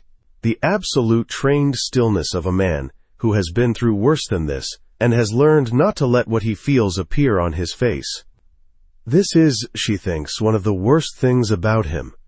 Sit down, she says. He sits. The folder is between them on the table, the 4th page visible.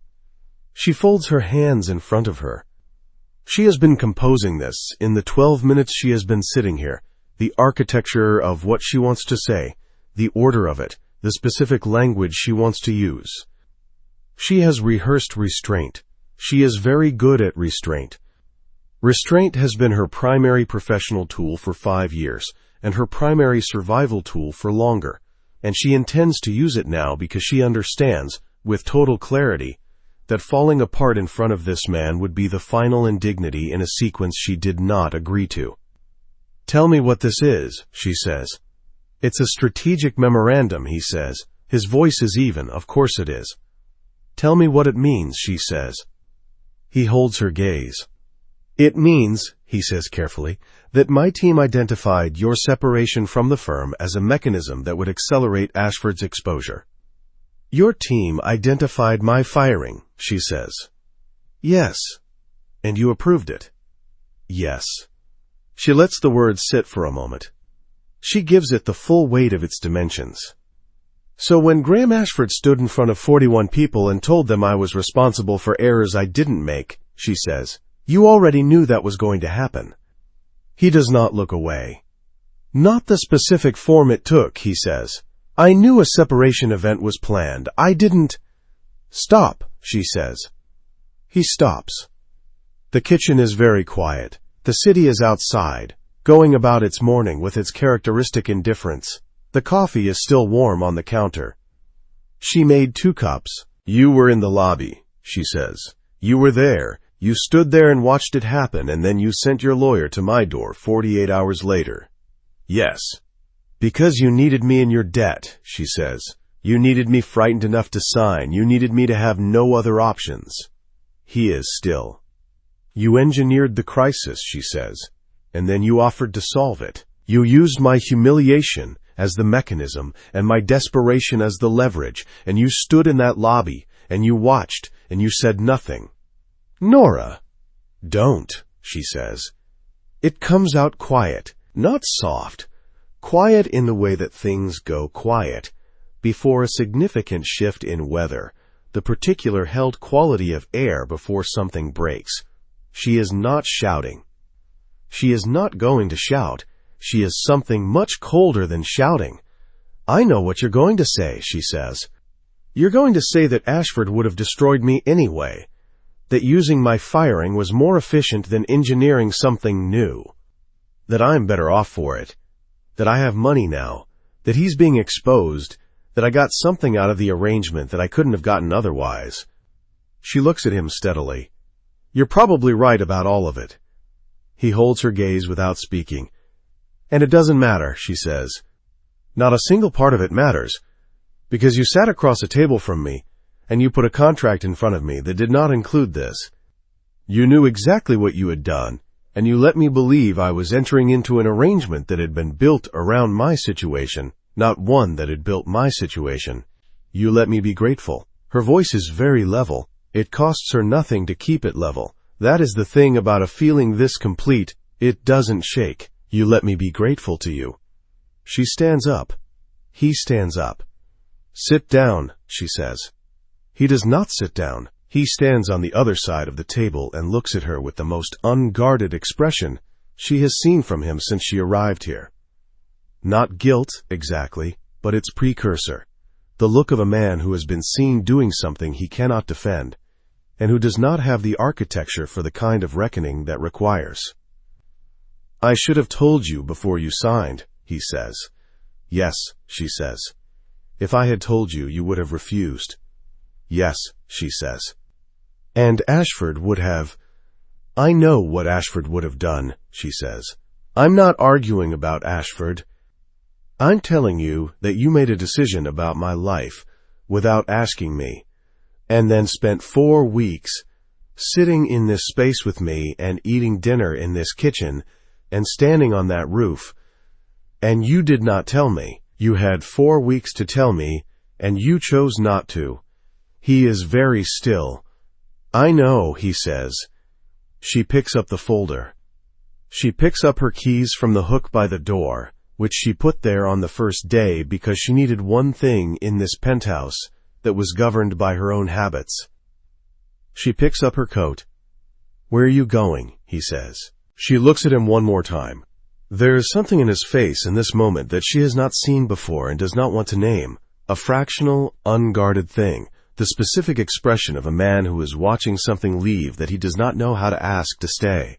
It is human. It is the most human she has ever seen him. She looks at it directly. She lets herself see it. Then she looks away. I'm leaving, she says. Don't call me today. He stands in the kitchen for a long time after she goes. This is not something he does. He does not stand in rooms after people leave them. He moves. He has always moved. Has constructed his life around the principle that forward motion is its own form of control, that a man who is always moving is harder to pin down, that stillness is the condition of a man who has run out of options. He is still. The folder is on the table. The 2 coffee cups are on the counter. Her cup is the one with the chip in the rim, which he noticed 3 days ago, and which he did not replace, because she had chosen it specifically from the cabinet on her second morning here, and he understood, without her having to explain it, that she had chosen it because it was imperfect, and therefore honest. He understands her.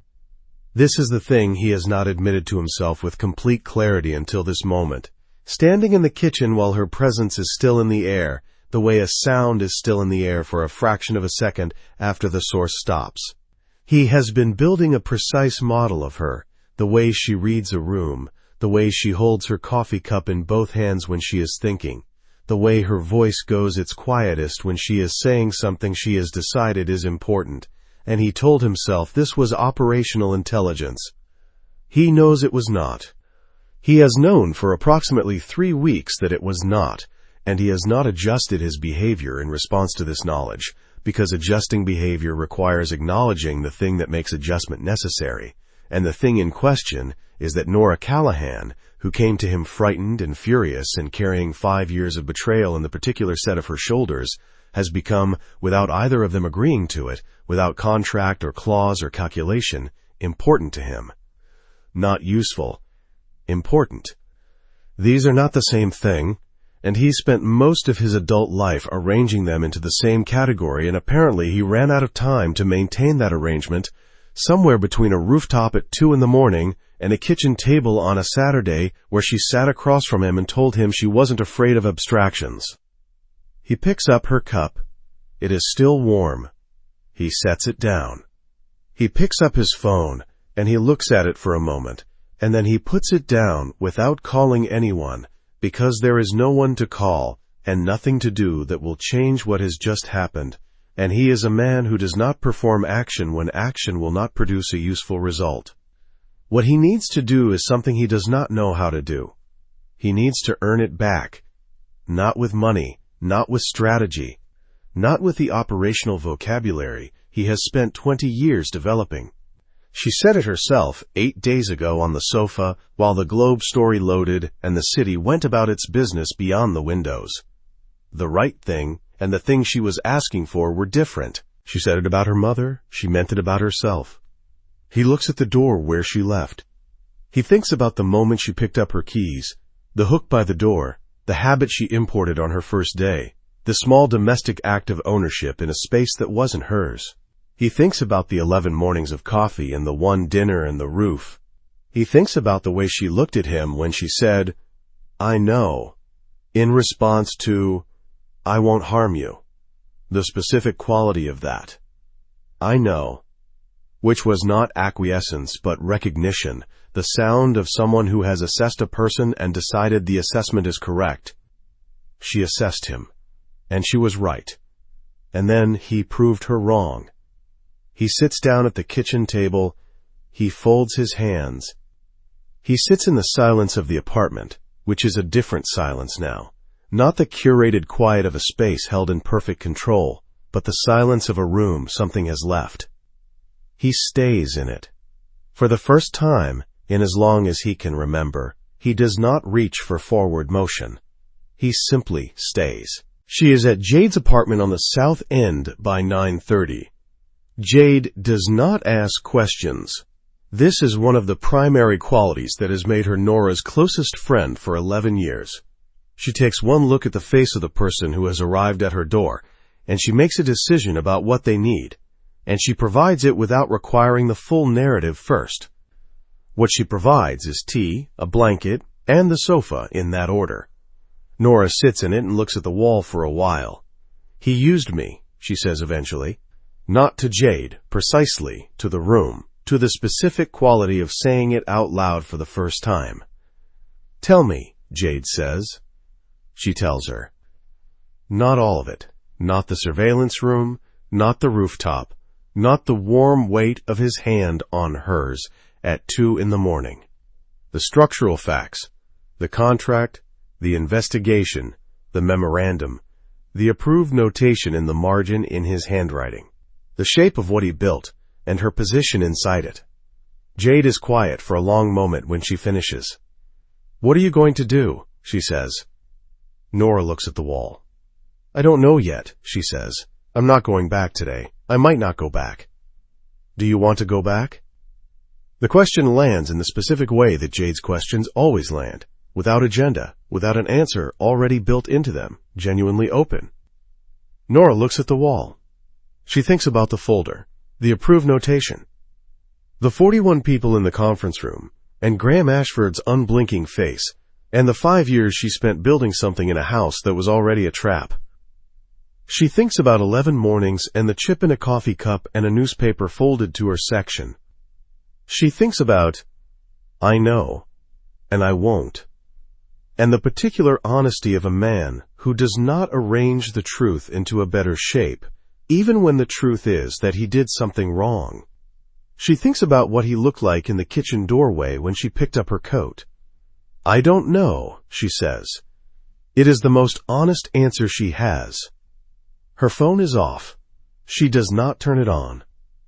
Across the city, in a penthouse that is quieter than it has been in 11 days, Cade Voss sits at a kitchen table with his hands folded and does not call anyone, does not send a message, does not reach for the forward motion that has governed his life for 20 years. He simply waits. Which is, she will learn eventually, the most difficult thing he has ever done. Chapter 6. Reckoning. Jade Mercer's apartment in Jamaica Plain is the precise opposite of Back Bay. It is 3 rooms on the second floor of a triple-decker, with radiators that knock and a window that doesn't fully seal, and a kitchen table that seats 4 but is perpetually occupied by fabric swatches and half-finished grant applications. Because Jade runs a community arts program on a shoestring, and organizes her professional life the way she organizes everything, with enormous energy and zero system. Nora has been sitting at this table for 2 days. She has not been idle. This is the thing about a certain kind of grief, the kind that comes from betrayal rather than loss, the kind with a specific architecture, that it generates energy rather than consuming it, at least in its early phase. Nora has been at Jade's kitchen table for 47 hours. And in that time she has eaten 4 actual meals, slept a combined 11 hours, drafted 23 pages of documentation she intends to give to the federal investigators currently reviewing the Ashford and Cole case, and started the initial framework for a business plan she has been carrying in pieces in her head for 2 years without ever assembling it. She has not called Cade. He has not called her. There have been 3 texts. The first arrived 6 hours after she left the penthouse, at 2 in the afternoon. Soren confirmed there is a physical surveillance on Ashford's investigator. He is monitoring your location. Please be aware of anyone who appears twice in your immediate vicinity. No greeting, no apology. Just information, delivered with the same precision as everything else. The same implicit acknowledgement that she is a person who makes use of facts rather than needing them softened. The second arrived the following morning. Your mother's account with Boston Medical has been closed. The balance was settled this morning. This was always the intention, regardless of the arrangement's current status. She read this one 3 times. She thought about showing it to Jade, who knows some of the situation but not all of it, who has been admirably restrained in her questions and very unrestrained in feeding Nora large quantities of pasta, and very direct opinions about men who use people. She didn't show it to Jade. She put her phone face down on the table and went back to her business plan and did not think about the specific quality of a gesture that has no audience, no strategic purpose, no contractual obligation. A gesture that is just, simply, the right thing done quietly. The third text arrived this morning at 6:43. Take the time you need. 4 words. She has been sitting with them for 3 hours. You're doing the thing, Jade says from behind her, materializing from somewhere with coffee and the uncanny perception of a woman who has known Nora for 12 years. What thing? Nora says. The staring at one spot on the wall thing. You do it when you're arguing with yourself about something you've already decided. Nora looks at the wall. There is, in fact, a fabric swatch pinned to it. Gold cotton, slightly wrinkled, very Jade. She has been staring at it for approximately 6 minutes. "Tell me what you've already decided," Jade says, sitting across from her with her own coffee and the expression of someone who is going to wait as long as it takes. Nora looks at her. "I haven't decided anything," she says. Jade holds her gaze. "I've decided," Nora says, "that being angry is accurate and insufficient. That what he did was wrong in a specific way I can name exactly, and that naming it exactly is different from deciding what to do with it." She pauses. "And I've decided that the thing I'm most angry about is not actually the humiliation. It's that I believed in something I was building. The relationship with him. The whatever it was becoming. And I can't tell if that thing was real or if it was the most sophisticated part of the operation." Jade is quiet for a moment. "Can both be true?" she says. Nora looks at the gold fabric on the wall. "I don't know," she says. "That's what I'm sitting with." Soren has worked for Cade Voss for 9 years. In 9 years, he has seen Cade navigate a federal investigation with less visible stress than most people exhibit waiting for coffee. He has seen him sit across from men who intended him physical harm and negotiate with the quality of attention most people reserve for pleasant conversation. He has seen him receive news of a significant financial loss with less reaction than Soren had once given a delayed train. He has never seen him like this. Not broken. Cade does not break, Soren has long believed, in any register that the human eye can detect, but unmoored, which in Cade's case means the same thing. The precision is still there. The decisions are still correct. He answers every question with the same quality of thought, executes every operational requirement with the same competence. He simply does all of it from a slightly different gravity. Like a man who came back to a room and found the furniture moved 1 inch in every direction. Nothing missing. Nothing broken. Just slightly, persistently wrong. "The Ashford documentation is complete," Soren says, standing in the doorway of the study on Wednesday morning. "Federal investigators received the final tranche yesterday. It's sufficient for indictment. Timeline for charges is estimated at 3 to 4 weeks. "Good," Cade says without looking up from the document in front of him. "The internal source. The one who left the note." Soren pauses. "We identified him. A junior security analyst who's been feeding information to the Providence family. He was attempting to destabilize the arrangement by accelerating the disclosure." "Handle it," Cade says. "Already done." Another pause. "He wanted to know if you wanted confirmation of the method." "No." Cade looks up. "He's out of my organization. That's sufficient. I'm not interested in anything beyond that." Soren absorbs this. It is not, he thinks, the answer he expected. The Cade Voss of 2 months ago would have had a more thorough response to a security breach of this kind. The Cade Voss of 2 months ago treated threats to his operation with a comprehensiveness that left no loose ends and made a very clear statement about the cost of disloyalty. This Cade simply wants the man gone. Her colleagues, Cade says, from Ashford and Cole. The 3 junior strategists who were in the conference room when she was fired. Bridget Rao, Marcus Osai, the one from accounts Owen Park. "What about them?" Soren says carefully. "I want them to receive referrals, legitimate ones, from sources that won't trace back to me." He sets his pen down. "Bridget Rao is the best candidate for a senior position at Callaway and Reed. They've been looking for 2 months, and they're the right fit. Park should hear from the Hartley Group in New York. Osei's work on the Hollis campaign was his get his name attached to it properly." Soren looks at him. "These are people who watched her get fired," Cade says in answer to the look. "They did nothing, because there was nothing they could do. That's different from complicity. They shouldn't be collateral." "You know she'll find out you did this," Soren says. "Eventually," Cade says. "That's not why I'm doing it." Soren leaves without another word. Cade looks at the window. The study window faces east, and in the late morning the light comes through it with the flat, honest quality of November. No warmth, just illumination, the kind that shows you exactly what a room looks like.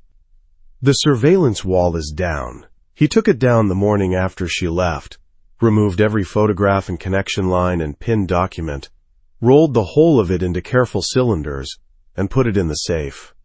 The wall is empty now, white. It is, in the particular echo of its blankness, one of the loudest things in the apartment. He is aware that he is rearranging furniture. He is aware that rearranging furniture in a room someone has left is not the same as giving them a reason to come back. He is doing it anyway, because the alternative is to do nothing, and Cade Voss does not do nothing. He does the next right thing, and then the one after that, and he does not require an audience for any of it. His phone buzzes. Soren, Ashford's investigator, moved today. Drove past the Jamaica Plain address twice. Did not stop. Assessing. Cade reads this twice. He puts the phone down. He picks it up again. He opens Nora's contact. He holds the phone. He puts it down without typing anything. He picks up his jacket. On Thursday afternoon, Nora calls Owen Park. Not because she has a reason to, or rather she has a reason that is also a test. She wants to know what she sounds like now, on the other side of what happened, to someone who saw it. Owen was in the conference room. He was one of 41. She has been thinking about those 41 people the way she sometimes thinks about an audience. Not with resentment, because they owed her nothing, but with the particular awareness that she was seen in a specific way, and that how she presents herself now will either correct or confirm that image. Owen picks up on the second ring. Nora, he says, and the warmth in it is genuine, the warmth of someone who has been carrying second-hand guilt and is relieved to have somewhere to put it. I'm calling because I owe you a conversation, she says, and because I heard the Hartley Group is looking at your work from the Hollis campaign. You should know your name is on that correctly now. A pause. How did you? He starts. I have connections, she says. This is both true and incomplete, which is, she is learning, the shape most truths take. What I wanted to ask you, and you can say no, is whether you'd be willing to be part of something new. Not yet. I'm still building the framework, but in the new year, when I have something I can show you. A firm? Owen says. A firm, she confirms, built differently than Ashford & Cole. Structured so that the people who do the work own the outcome. Owen is quiet for 4 seconds. Yes, he says. Obviously yes. She ends the call and sits with the feeling that follows it. Clean and directional. The feeling of a door she built herself opening under her own hand. Not a door someone else constructed and left unlocked for her. Hers. The framework on the kitchen table is 12 pages now, single-spaced, with projected costs and a client acquisition strategy and a section on positioning that she rewrote 3 times because the first version was still written in the language of someone who deferred. This version is not. She is 3 pages from the end of the framework when Jade comes in from outside with the particular energy of someone who has seen something and has been composing the most efficient way to deliver it. Don't alarm yourself, Jade says immediately, which is the least reassuring possible opening. But there's a car on the street, dark, parked across from the building. It's been there for 40 minutes and I've seen it twice this week. Nora looks up from her laptop. She is very still. Make or model, she says. Black sedan, older. I didn't get the plate. Nora closes her laptop. She picks up her phone. She opens Cade's contact. She looks at it for 3 seconds. The particular 3 seconds of a woman deciding whether the thing she needs and the person she is angry at can occupy the same moment. She has been sitting with this question for 4 days. She has not resolved it. She resolves it now the way she resolves most things, by deciding that the question is less important than the situation. She types, dark sedan. Outside my friend's building, how concerned should I be? The response arrives in 40 seconds. Very. Don't go outside. I'm sending someone now. She looks at the message. Then, below it, a second message. I'm coming myself. She sets the phone down. She looks at Jade. Company's coming, she says. He arrives in 22 minutes, which tells her he was already moving before she texted. She notices this. She files it in the part of herself that has been running a parallel accounting of the last 4 days, alongside the anger, a second ledger, quieter, that contains the folded newspaper and the cleared medical debt, and the text that said, "Take the time you need," without any subtext asking her to hurry. She is not ready to show him this ledger. She is not sure she will be for some time, but she knows it exists, and she does not pretend it doesn't. Because she has spent 5 years working for a man who rewarded her for pretending things were different from what they were, and she is done with that particular accommodation. She buzzes him in. She does not go downstairs. He comes up. Jade opens the door before he knocks. She's been stationed at the window, and gives him the kind of look that communicates, in Jade's particular vocabulary of expression, an entire paragraph about the categories of men and which ones she considers worth her time. He receives it without visible reaction, which Nora suspects either impresses or deeply irritates Jade, and she cannot tell which. "The sedan," Cade says, before he is fully in the room. "Soren confirmed it's one of Ashford's people. He escalated the surveillance level 2 days ago. He's identifying your networks, who you know, where you spend time." He looks at Nora directly. "He's preparing something. I don't yet know what." "You knew it was moving this direction," Nora says. "I assessed it as likely," he says. "I should have moved faster."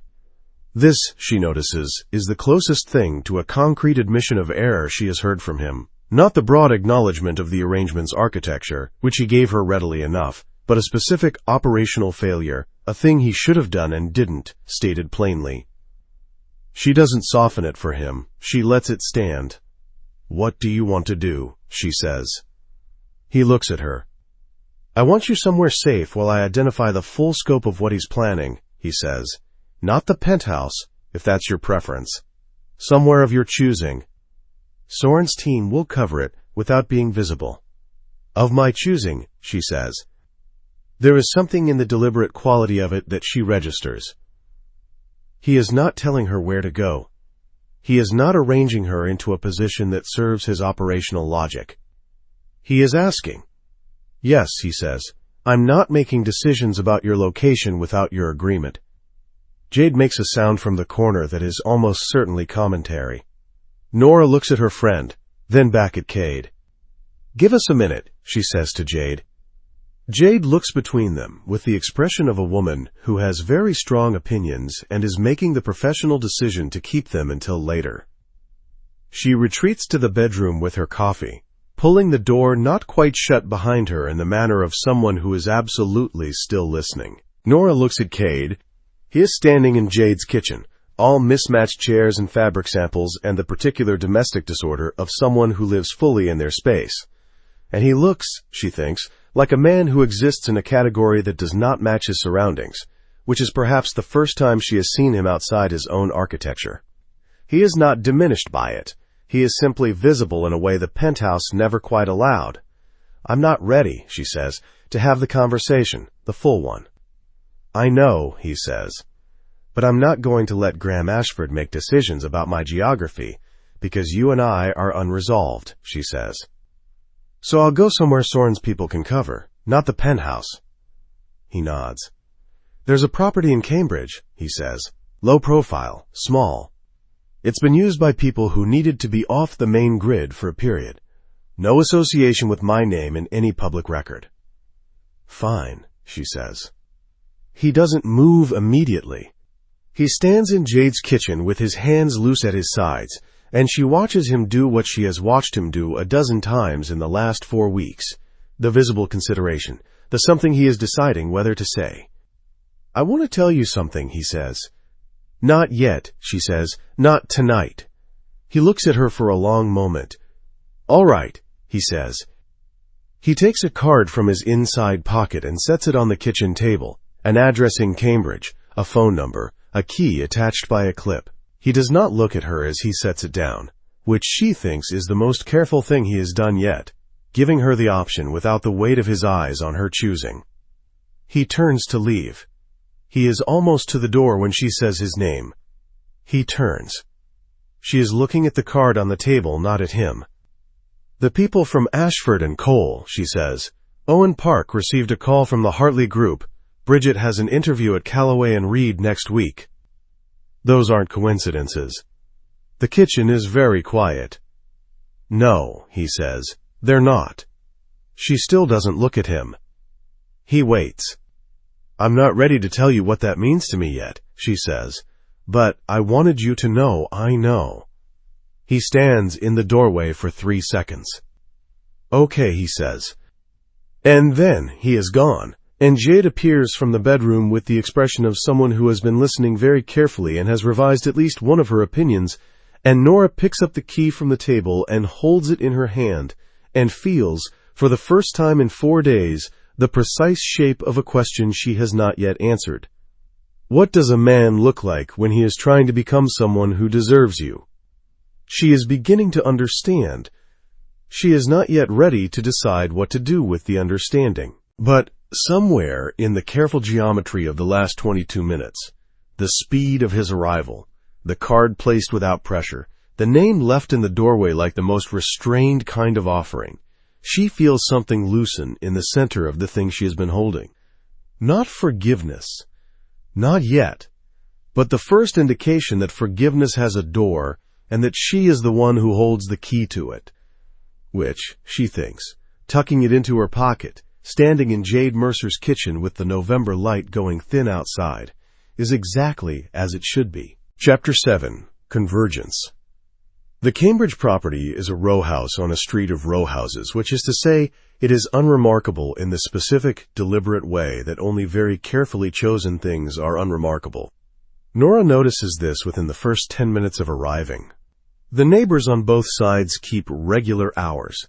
She hears them through the walls, ordinary cadences, ordinary lives. The front door has 2 locks, and a third that isn't visible from the outside. The windows face a courtyard in the back, not the street. The bookshelves in the small front room are full of actual books, creased and annotated, not arranged for effect. Someone lived here once. Someone who needed to disappear without looking like they were disappearing. She has been here 4 days. She has spent them working. The business plan is 28 pages now, and has a name, Meridian Strategic, and 3 prospective founding partners, all of whom have said yes to preliminary conversations without knowing the full shape of what she is building. Owen Park, who said yes without hesitation. Bridget Rao, who said yes in a single text message followed by 17 questions she is still answering. A third name she has been considering for 2 years, a brand strategist in New York, who left a larger firm last spring for reasons that were reported vaguely in trade press, and that Nora, who understands how these departures actually work, is fairly confident she knows the real shape of. She has also, in these 4 days, stopped pretending she isn't thinking about Cade. This is progress of a kind. For the first 3 days she was thinking about him, while also conducting an internal argument about whether thinking about him was appropriate given what he had done, which consumed roughly 30% of her cognitive overhead and produced no useful conclusions. On the 4th day she simply acknowledged it and moved on, because Nora Callahan has always been better at processing things she names directly than things she manages at an angle. She is thinking about the newspaper folded to her section. She is thinking about his hand on hers on the rooftop, placed without announcement and removed without ceremony, in the particular register of someone who offers warmth and makes no claims on being thanked for it.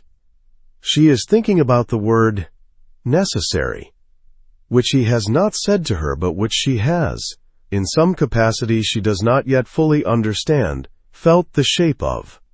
She is on the sofa with her laptop, and a cup of tea going cold at her elbow when the knock comes.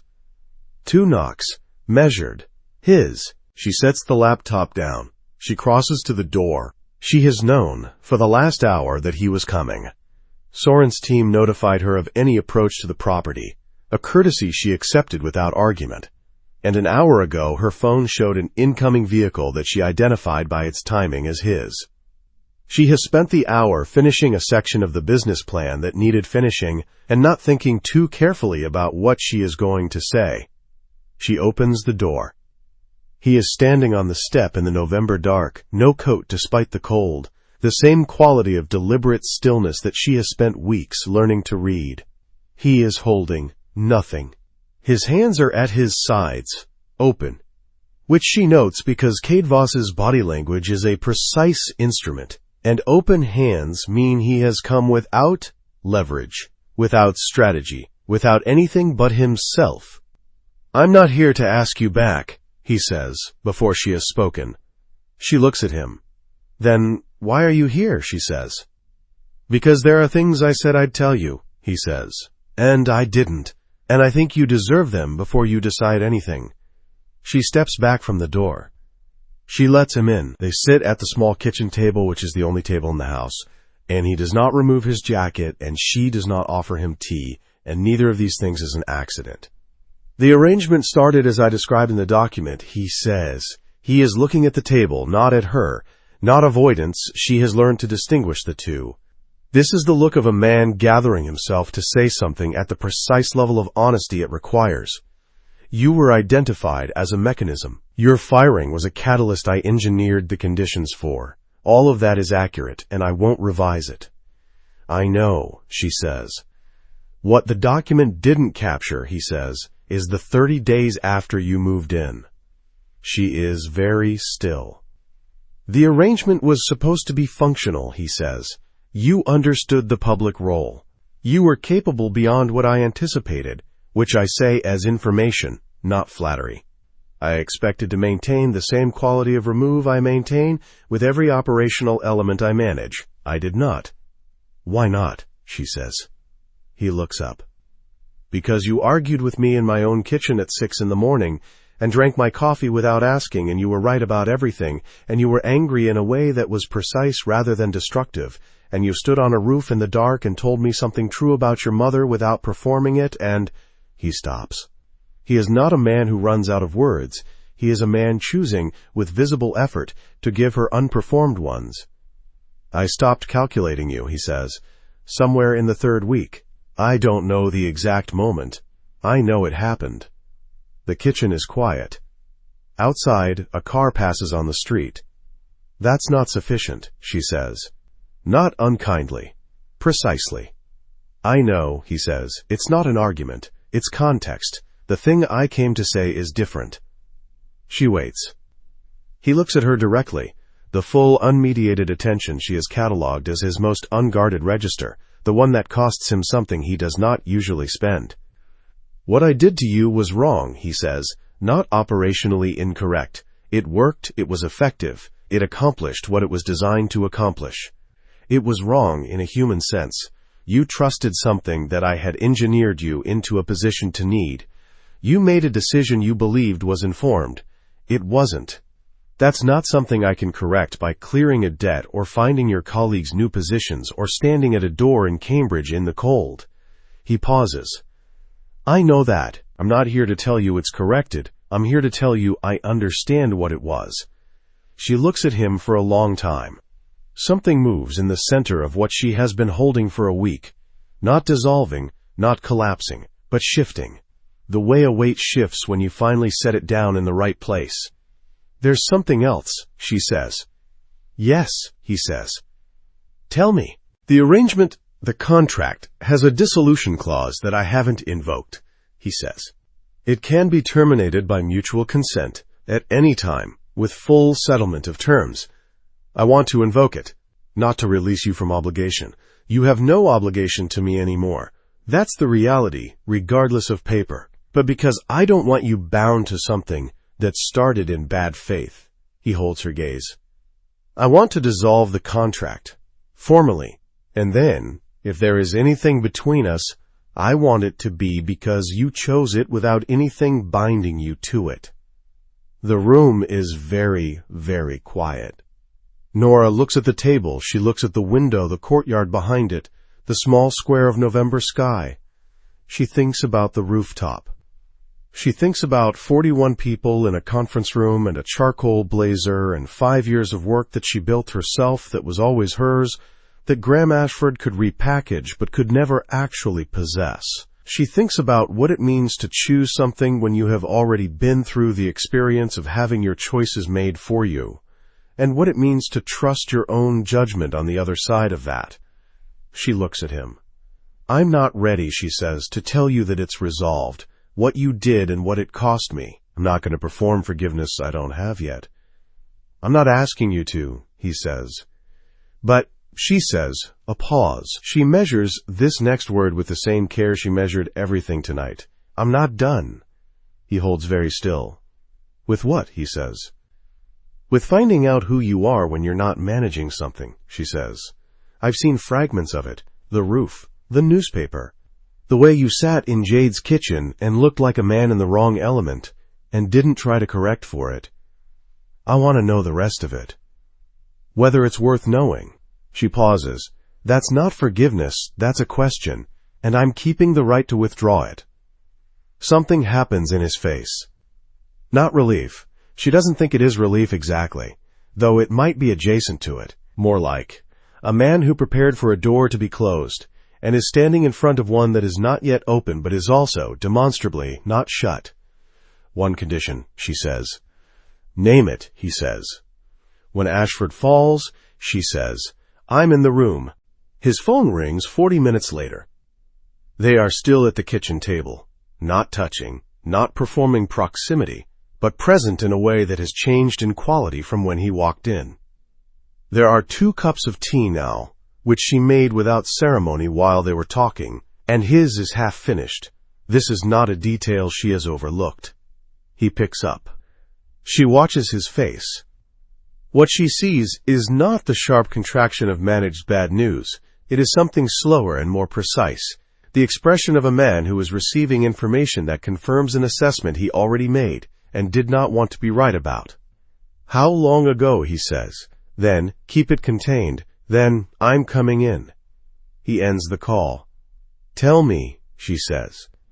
"Ashford's investigator didn't just surveil your location," Cade says. "He filed a report. To Ashford, and through Ashford to the Providence family. The report named this address." He sets the phone on the table with a careful precision that is the equivalent, in his register, of someone else slamming it down. "They know where you are." She absorbs this. "The Providence family," she says. "They're active now while the federal investigation is live?" "Cornered organizations behave differently than stable ones," he says. "Ashford told them you were a liability, someone who could speak to the internal operations, who had a relationship with me, who might have documentation." He looks at her.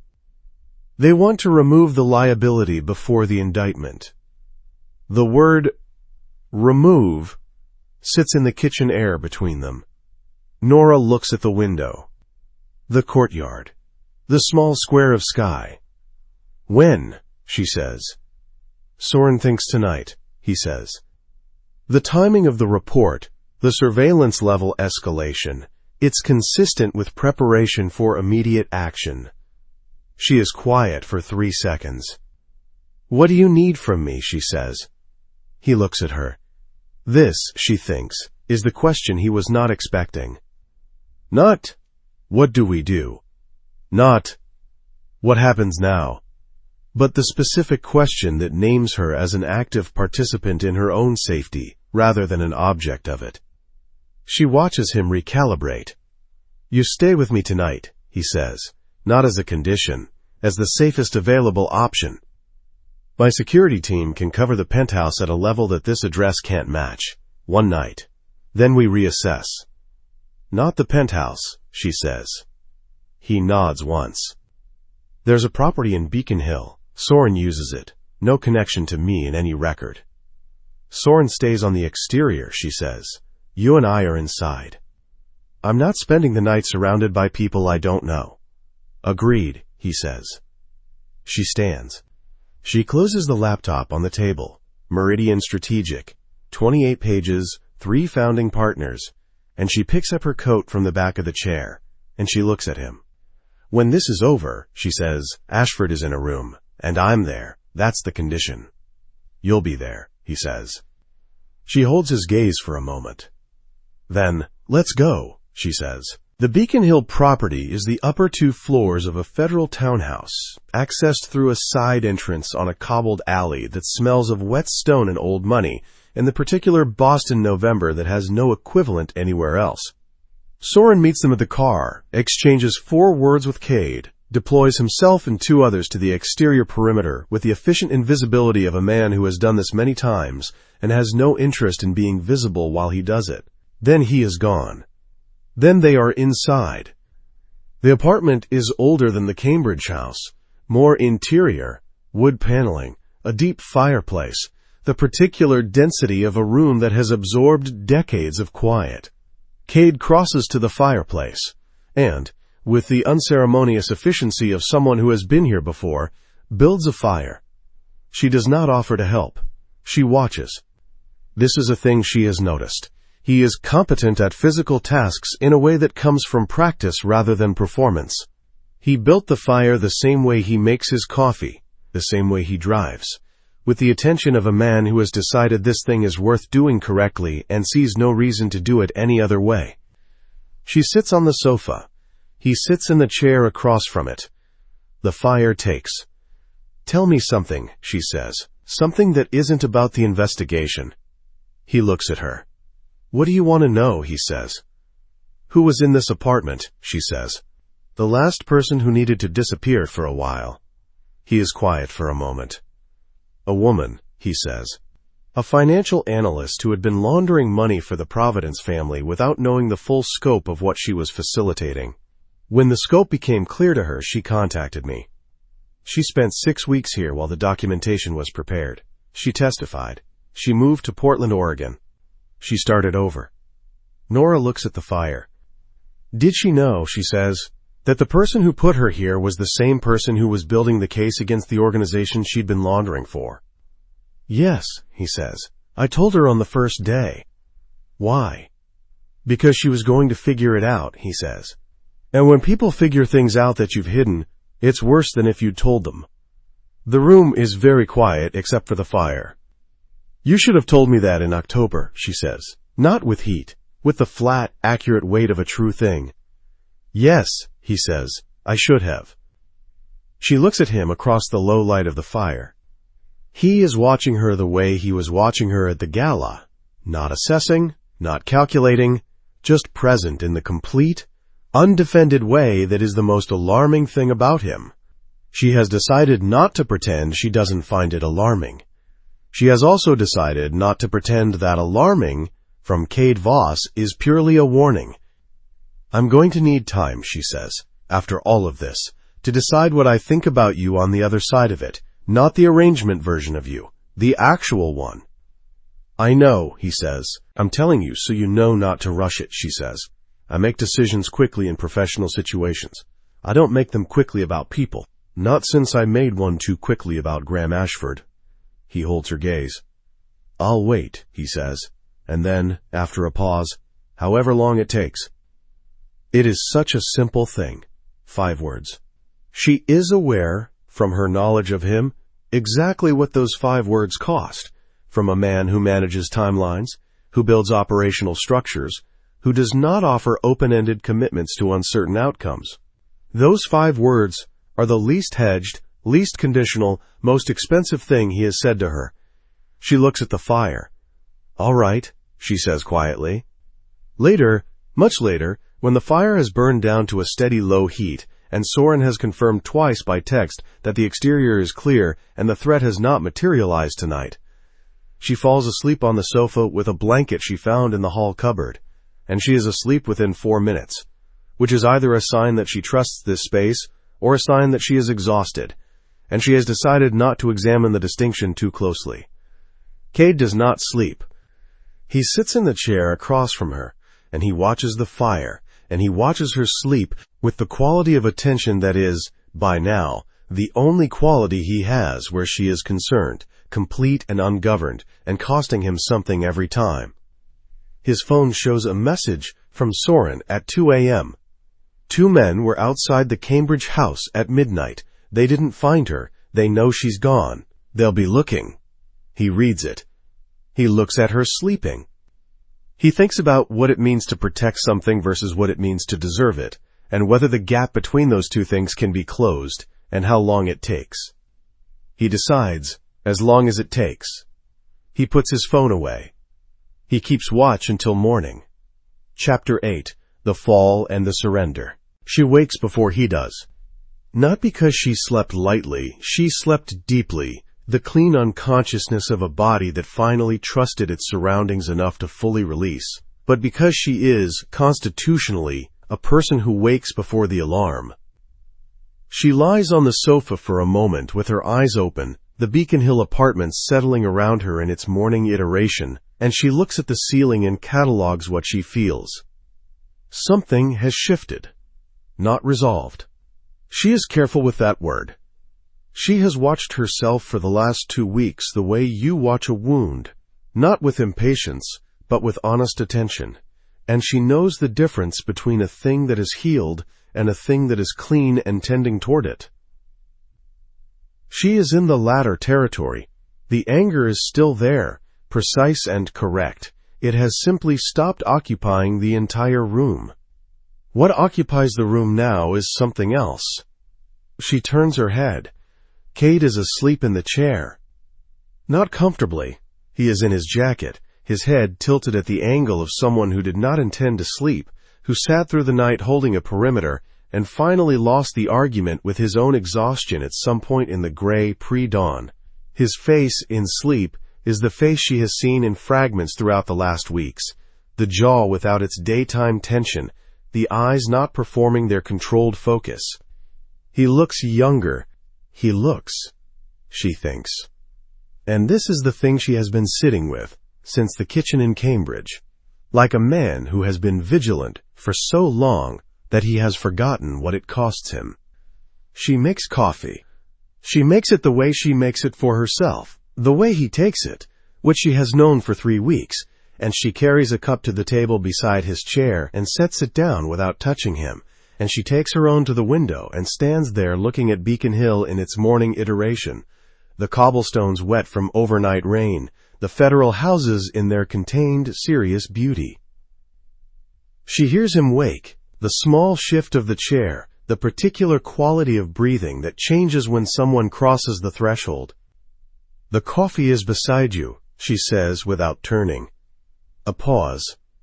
"Thank you," he says. She turns. He is looking at her. He has the coffee in both hands the way he always does, the first ritual of his mornings, that she watched every day for a month and has not stopped associating with him. His face is not yet composed into its daytime precision.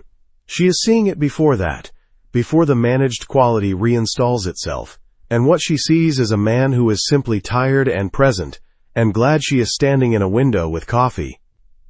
"The gala tonight," she says. "The Meridian Foundation." He sets the coffee down. "Ashford will be there. He's a board member.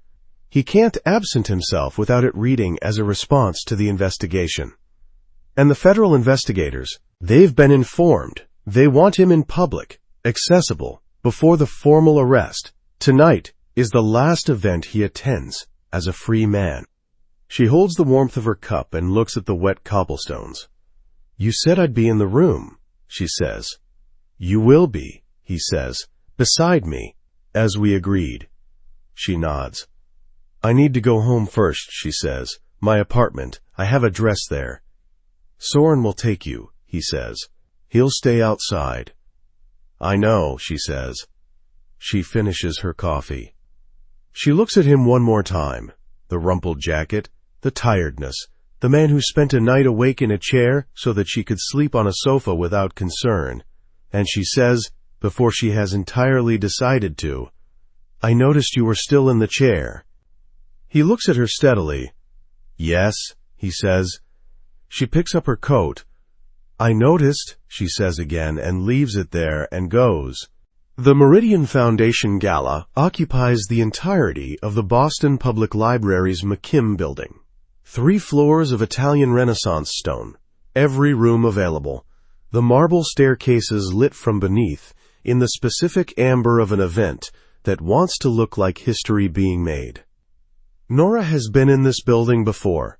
She coordinated a press event in the Bates Hall Reading Room 4 years ago, an unveiling for a tech company's philanthropic division that Graham Ashford had presented as one of the firm's signature achievements. She had done the work, he had given the remarks. The photographs from that evening show him at the podium, assured and polished, and show her not at all, which is the correct thing in terms of professional invisibility, and which, at the time, she accepted without examination.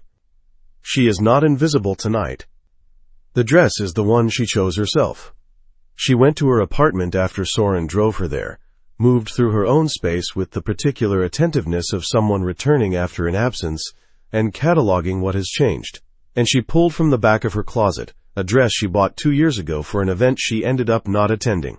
Deep green, structured, with a neckline that is authoritative rather than decorative.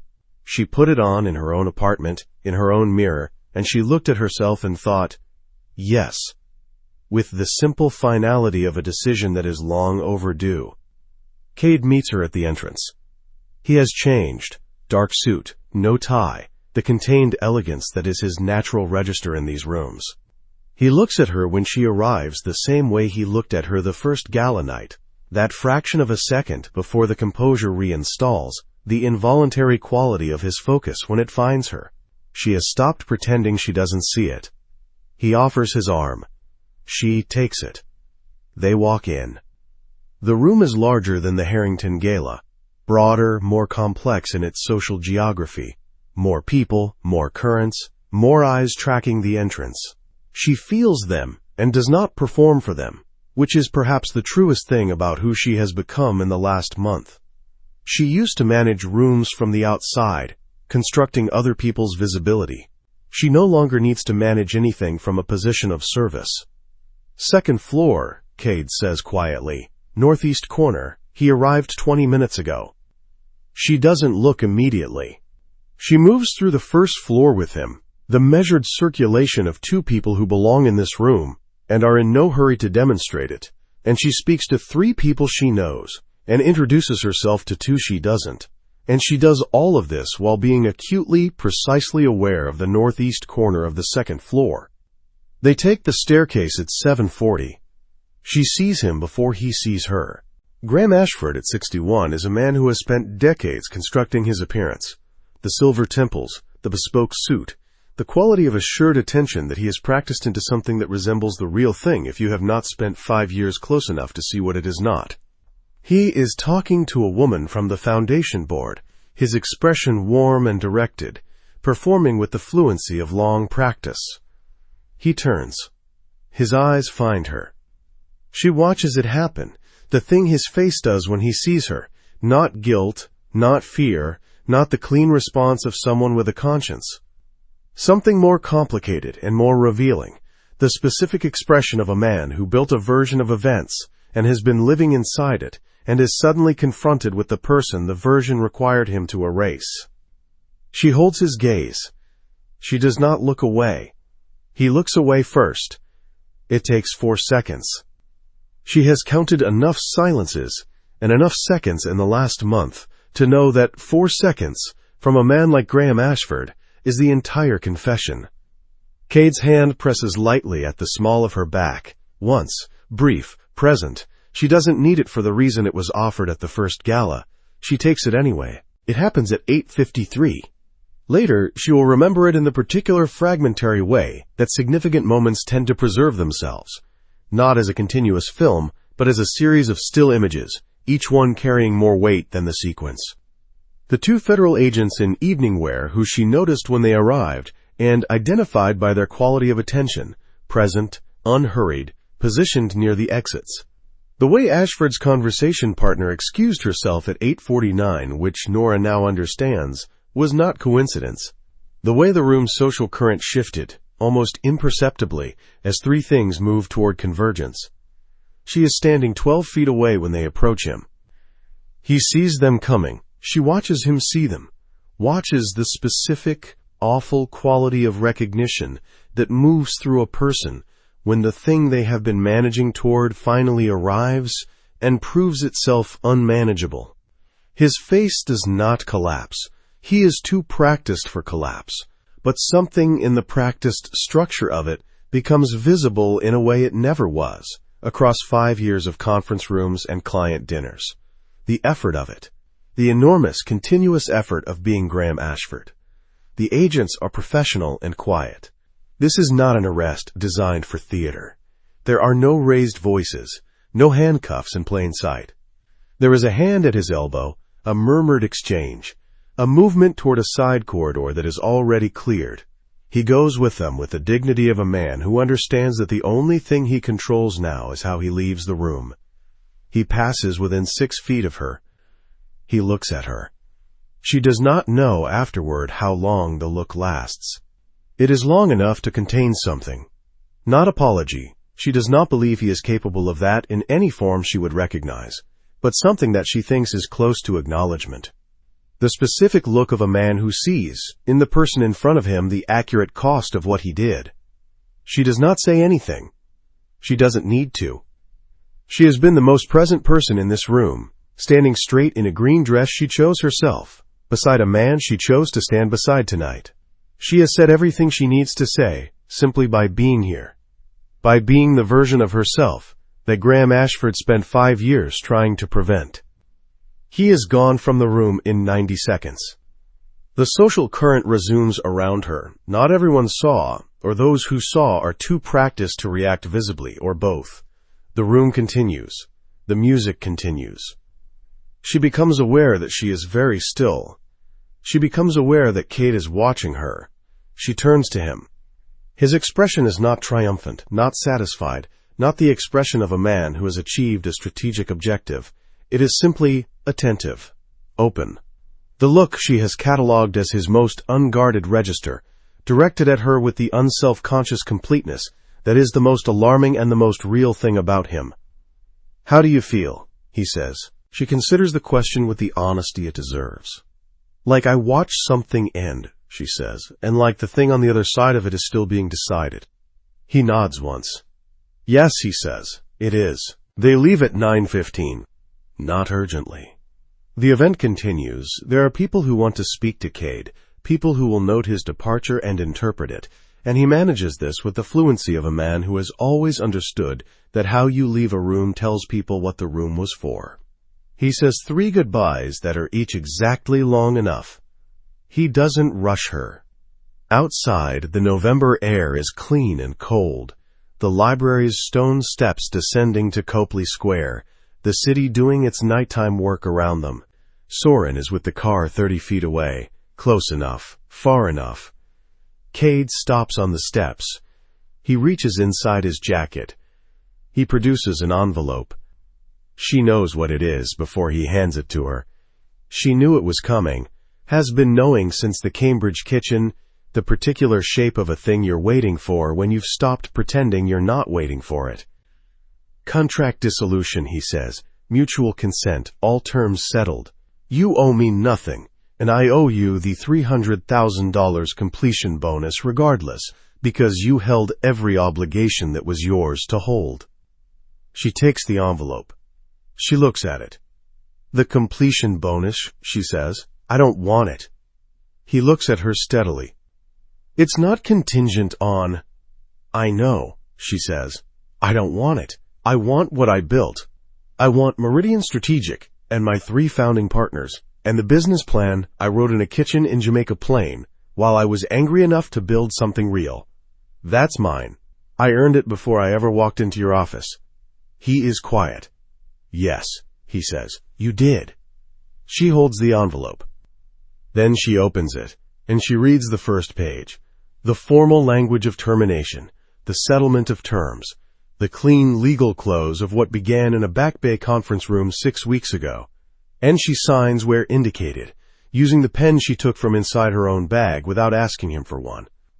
She hands it back. He takes it. The envelope goes back inside his jacket.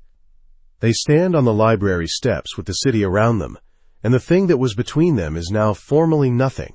No contract, no arrangement, no mechanism or addendum or operational calculus. Just 2 people standing on stone steps in November with everything behind them and nothing in front of them except what they decide. I want to ask you something, she says. He waits. "The morning you sent the lawyer," she says, "before he arrived at my door. Did you know yet that you were going to want more than what the contract described?" He is quiet for a long moment. "No," he says, "I didn't know yet." He holds her gaze. "I knew before the first gala. I didn't admit it until the roof." She looks at him. She thinks about the cost of honesty, from a man who has spent his life treating it as a precision instrument rather than a liability. She thinks about a hand placed on hers without announcement and removed without ceremony, and a door that stays unlocked, and a newspaper folded to the section she reads, and 4 words, "Take the time you need," sent at 6:40 in the morning to a woman who had just walked out, with no performance, no pressure, no appeal. She thinks about what it means to choose someone when you know exactly who they are, the damage and the depth of them, the specific architecture of their failures and their attempts, the full unvarnished accounting. She thinks about the version of this she would have made 6 weeks ago, the one in which she is careful, in which she protects herself by deciding in advance what she is willing to risk. She is done with that version. She takes 1 step toward him. He is very still. "I'm not forgiving the arrangement," she says. "I want to be clear about that. What you did was wrong, and I'm not going to perform a forgiveness I haven't arrived at naturally." "I know," he says. "But I am," she says, "done deciding based on what happened instead of what's here." She steps forward. She puts her hand against his chest, flat, open, her palm to the lapel of his jacket, feeling the warmth of him through the fabric, feeling the slight involuntary change in his breathing that he does not try to control. He looks at her. In the amber light from the library's windows, his face is stripped of every calculation, every management, every layer of practiced composure. He looks like a man standing at the precise edge of something he wants and is afraid to reach for in case reaching is what makes it disappear. She understands this. She reaches for him instead. She kisses him. Not gently, not the careful provisional kiss of 2 people testing something. She kisses him the way she has been constructed to do everything, with complete intention, with the full allocation of herself, without holding any portion in reserve. She kisses him like a woman who has made a decision and is not interested in hedging it. He is still for exactly 1 second. Then he is not still at all. His hands find her, one at her jaw, one at her back, pulling her in with the specific quality of a man who has been careful about something for a long time and is no longer being careful, and the city moves around them in its indifferent, beautiful way, and she tastes coffee and cold air and the particular warmth of someone who kept watch through an entire night just so she could sleep. When they separate, the cold is sharper. Or perhaps it has always been this cold and she is only now noticing it by contrast. He is looking at her with the full, unmediated look. No composure, no managed presentation, nothing between his face and hers. "Nora," he says. Just her name. No title, no distance, just her name in his voice in the November dark. "I know," she says. 30 feet away, Soren is looking scrupulously at the middle distance, with the expression of a man who is professionally committed to seeing nothing. She takes Cade's hand. She holds it the way he held hers on the rooftop, present, warm, without announcement. "Take me home," she says. Not to the Beacon Hill property. Not to the Cambridge house. She means the Back Bay penthouse, the kitchen where they argued every morning, the roof where the city spread itself out for them like something they might be allowed to have. He looks at her. Something in his face does the thing it does, the half-second of unguarded reality, before the composure would reinstall itself, except tonight it doesn't reinstall. It simply stays. He stays. "Yes," he says. And they walk toward the car together through the cold November night, and nothing is resolved and nothing is certain, and there is a great deal still to be named and worked through and arrived at with the honest, incremental patience that real things require. She is not afraid of that. She is, she thinks, her hand in his, the city moving around them, exactly where she decided to be. Epilogue. 6 months later. The office smells of new paint and coffee and the particular optimism of a space that hasn't yet accumulated enough history to have a smell of its own.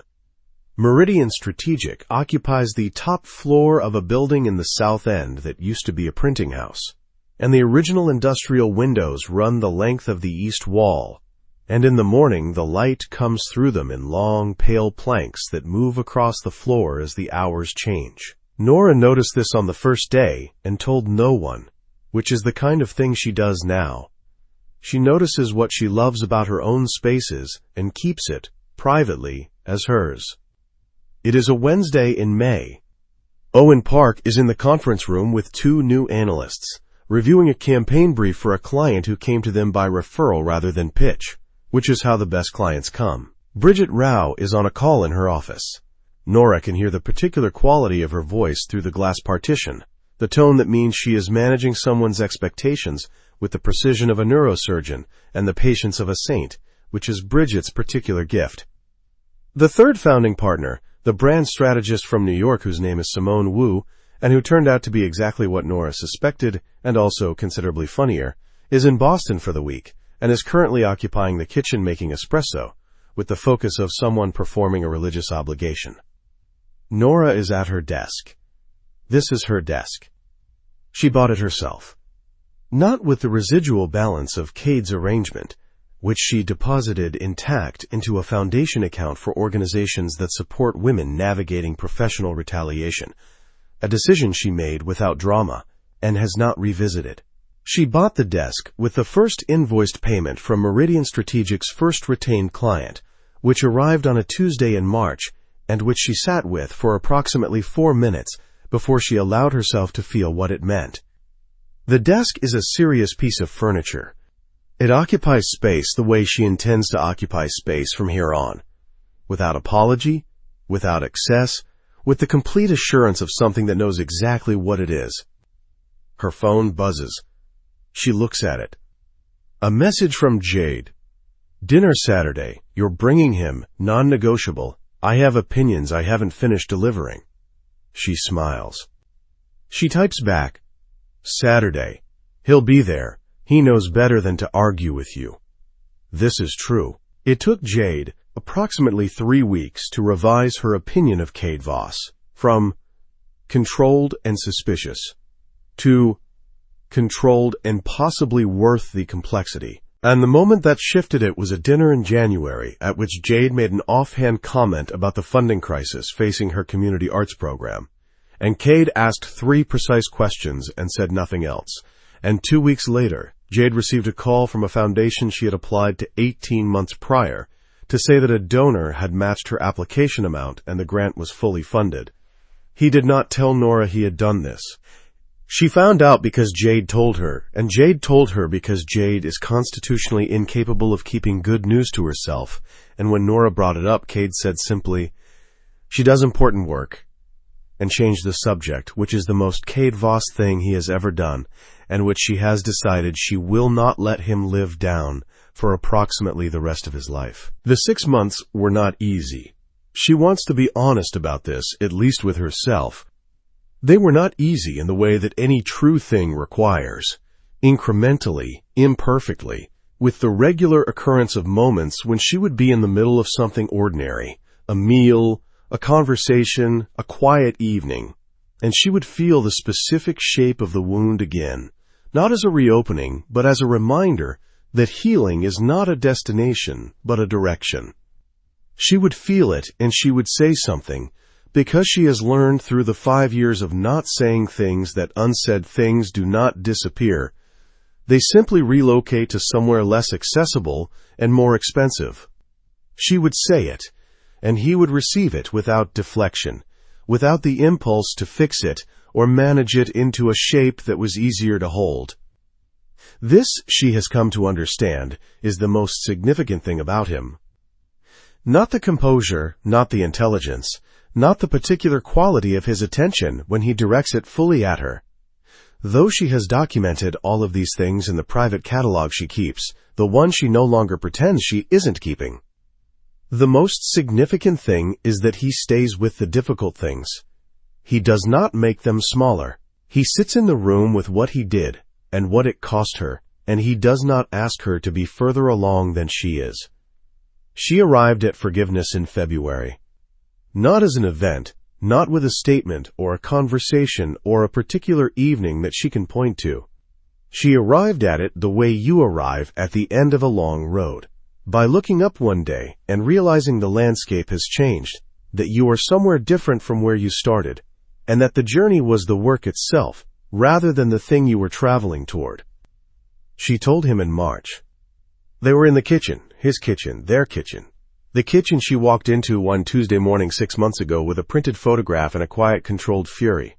And she was making something complicated for dinner that required more attention than it was getting, because she was also reading her own emails. And he was at the table with the globe folded to her section and a report he was pretending to read. And she looked at him and felt the landscape that had changed, and she said, "I'm not carrying it anymore. The arrangement, I want you to know." He looked up. He did not say, "Thank you," or "I'm glad," or anything that would have made it about him. He said, "Okay. And then, how's the dinner coming?" And she laughed, fully the kind of laugh that comes from a place that has healed enough to find things funny again, and said it was coming terribly. And he came and stood beside her and showed her the things she was doing wrong with the heat, which he did with the same quality of competence he applies to everything. And they made dinner together in the kitchen that is theirs and ate it at the table that is theirs, and she thought, "This is what I chose." And the thought had the clean, solid weight of something true. On a Saturday in April, she drives to Cambridge to visit her mother. Her mother is in a different apartment now, smaller than the one before the illness, but on the ground floor with a garden, which is what she wanted, which she has spent 12 weeks planting with the focused joy of someone who has been given back time they weren't sure they'd have. The garden is mostly tulips right now, early season and slightly uneven, in the way that real things are uneven, and her mother meets Nora at the door, with soil on her hands, and the particular energy of someone whose world has contracted to a manageable and beloved size. They have tea in the garden. Nora does not tell her mother everything. She tells her the true version, which is not the same as the complete version, that she left Ashford and Cole, that she built something new, that the medical debt is settled, that she is with someone. Her mother asks 3 questions about the someone, and Nora answers them honestly, and her mother listens with the stillness of a woman who has been listening to her daughter for 29 years and has learned to hear what's under the words. "You sound different," her mother says. "Different how?" Nora says. Her mother looks at the tulips for a moment. "Like you've stopped managing," she says. "Like you're just there, in the thing." Nora looks at the garden. "Yes," she says. "I think that's right." Her mother nods once, with the compressed satisfaction of someone who has been waiting for their child to arrive somewhere for a long time and is not going to make a production of it now that they have. They finish their tea. The tulips are slightly crooked and very alive. She gets back to the penthouse at 6. The elevator opens and she steps into the foyer, and she knows immediately, from the particular quality of the light and the sound of the city filtering in through windows that are slightly open, that he is home. He is usually home by 6 on Saturdays. She has learned his geography, the way you learn the layout of a place you intend to stay. Not by study, but by living in it until it becomes unconscious. He is in the kitchen. Of course he is. He is at the stove, which is not his natural territory.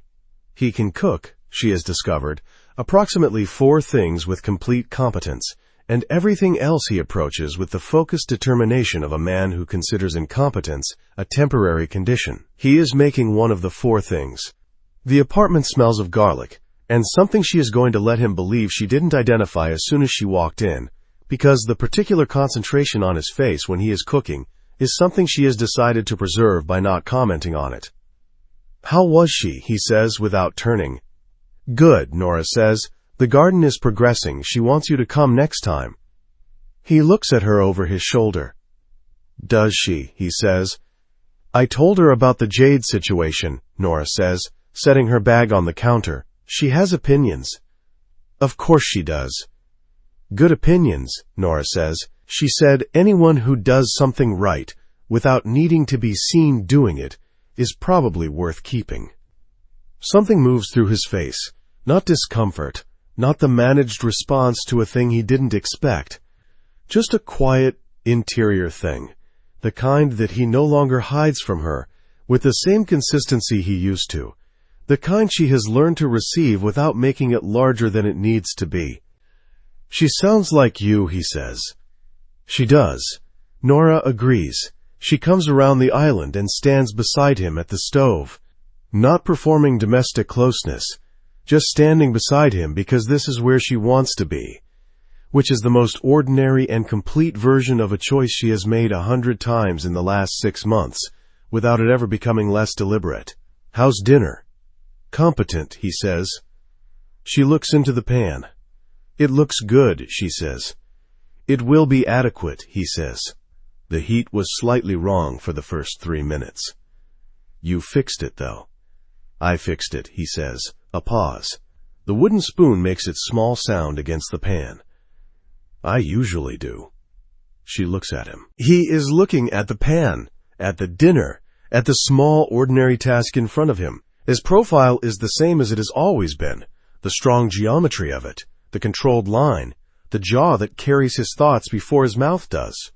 He is, she thinks, the most consistently himself person she has ever known. Not in the sense of rigidity. In the sense that the architecture of him does not rearrange itself for an audience. What you get is what he is, every time, in every room, at every 6 o'clock on every Saturday. She finds this, still, the most alarming and the most necessary thing about him. Cade, she says. He turns. She doesn't say anything else. She doesn't need to. She has been with him long enough now to know that there are moments that don't require language, that exist in the specific register of two people who have been paying close enough attention to each other that they can communicate in the absence of it. He looks at her and she looks at him, and what passes between them is the entire accounting, the beginning of it, the cost of it, the months of incremental honest work, the kitchen in November, and the roof in October, and the library steps, and the hand she extended first. He sets the spoon down. He puts his arms around her. She lets herself be held fully, without the fraction of self held in reserve that she has spent most of her adult life maintaining as a condition of her own safety. She lets him have the full weight of her presence, which is the most significant thing she has given anyone in years, and which she gives now, without accounting for it, without calculating the cost, without managing the exposure. The city moves around them through the open windows. The dinner continues on the stove, adequate and warm. The newspaper on the counter is folded to her section. She notices. She says nothing about it. She keeps it, privately, warmly, entirely hers. The small daily evidence of a man who pays attention without requiring acknowledgement, who does the right thing in the wrong-sized rooms, and the right-sized rooms, and in kitchens at 6 o'clock on Saturdays when no one is watching. A man who, when she was looking for a reason to trust him, gave her the only kind that lasts. Consistency. Quietly. Every day. End.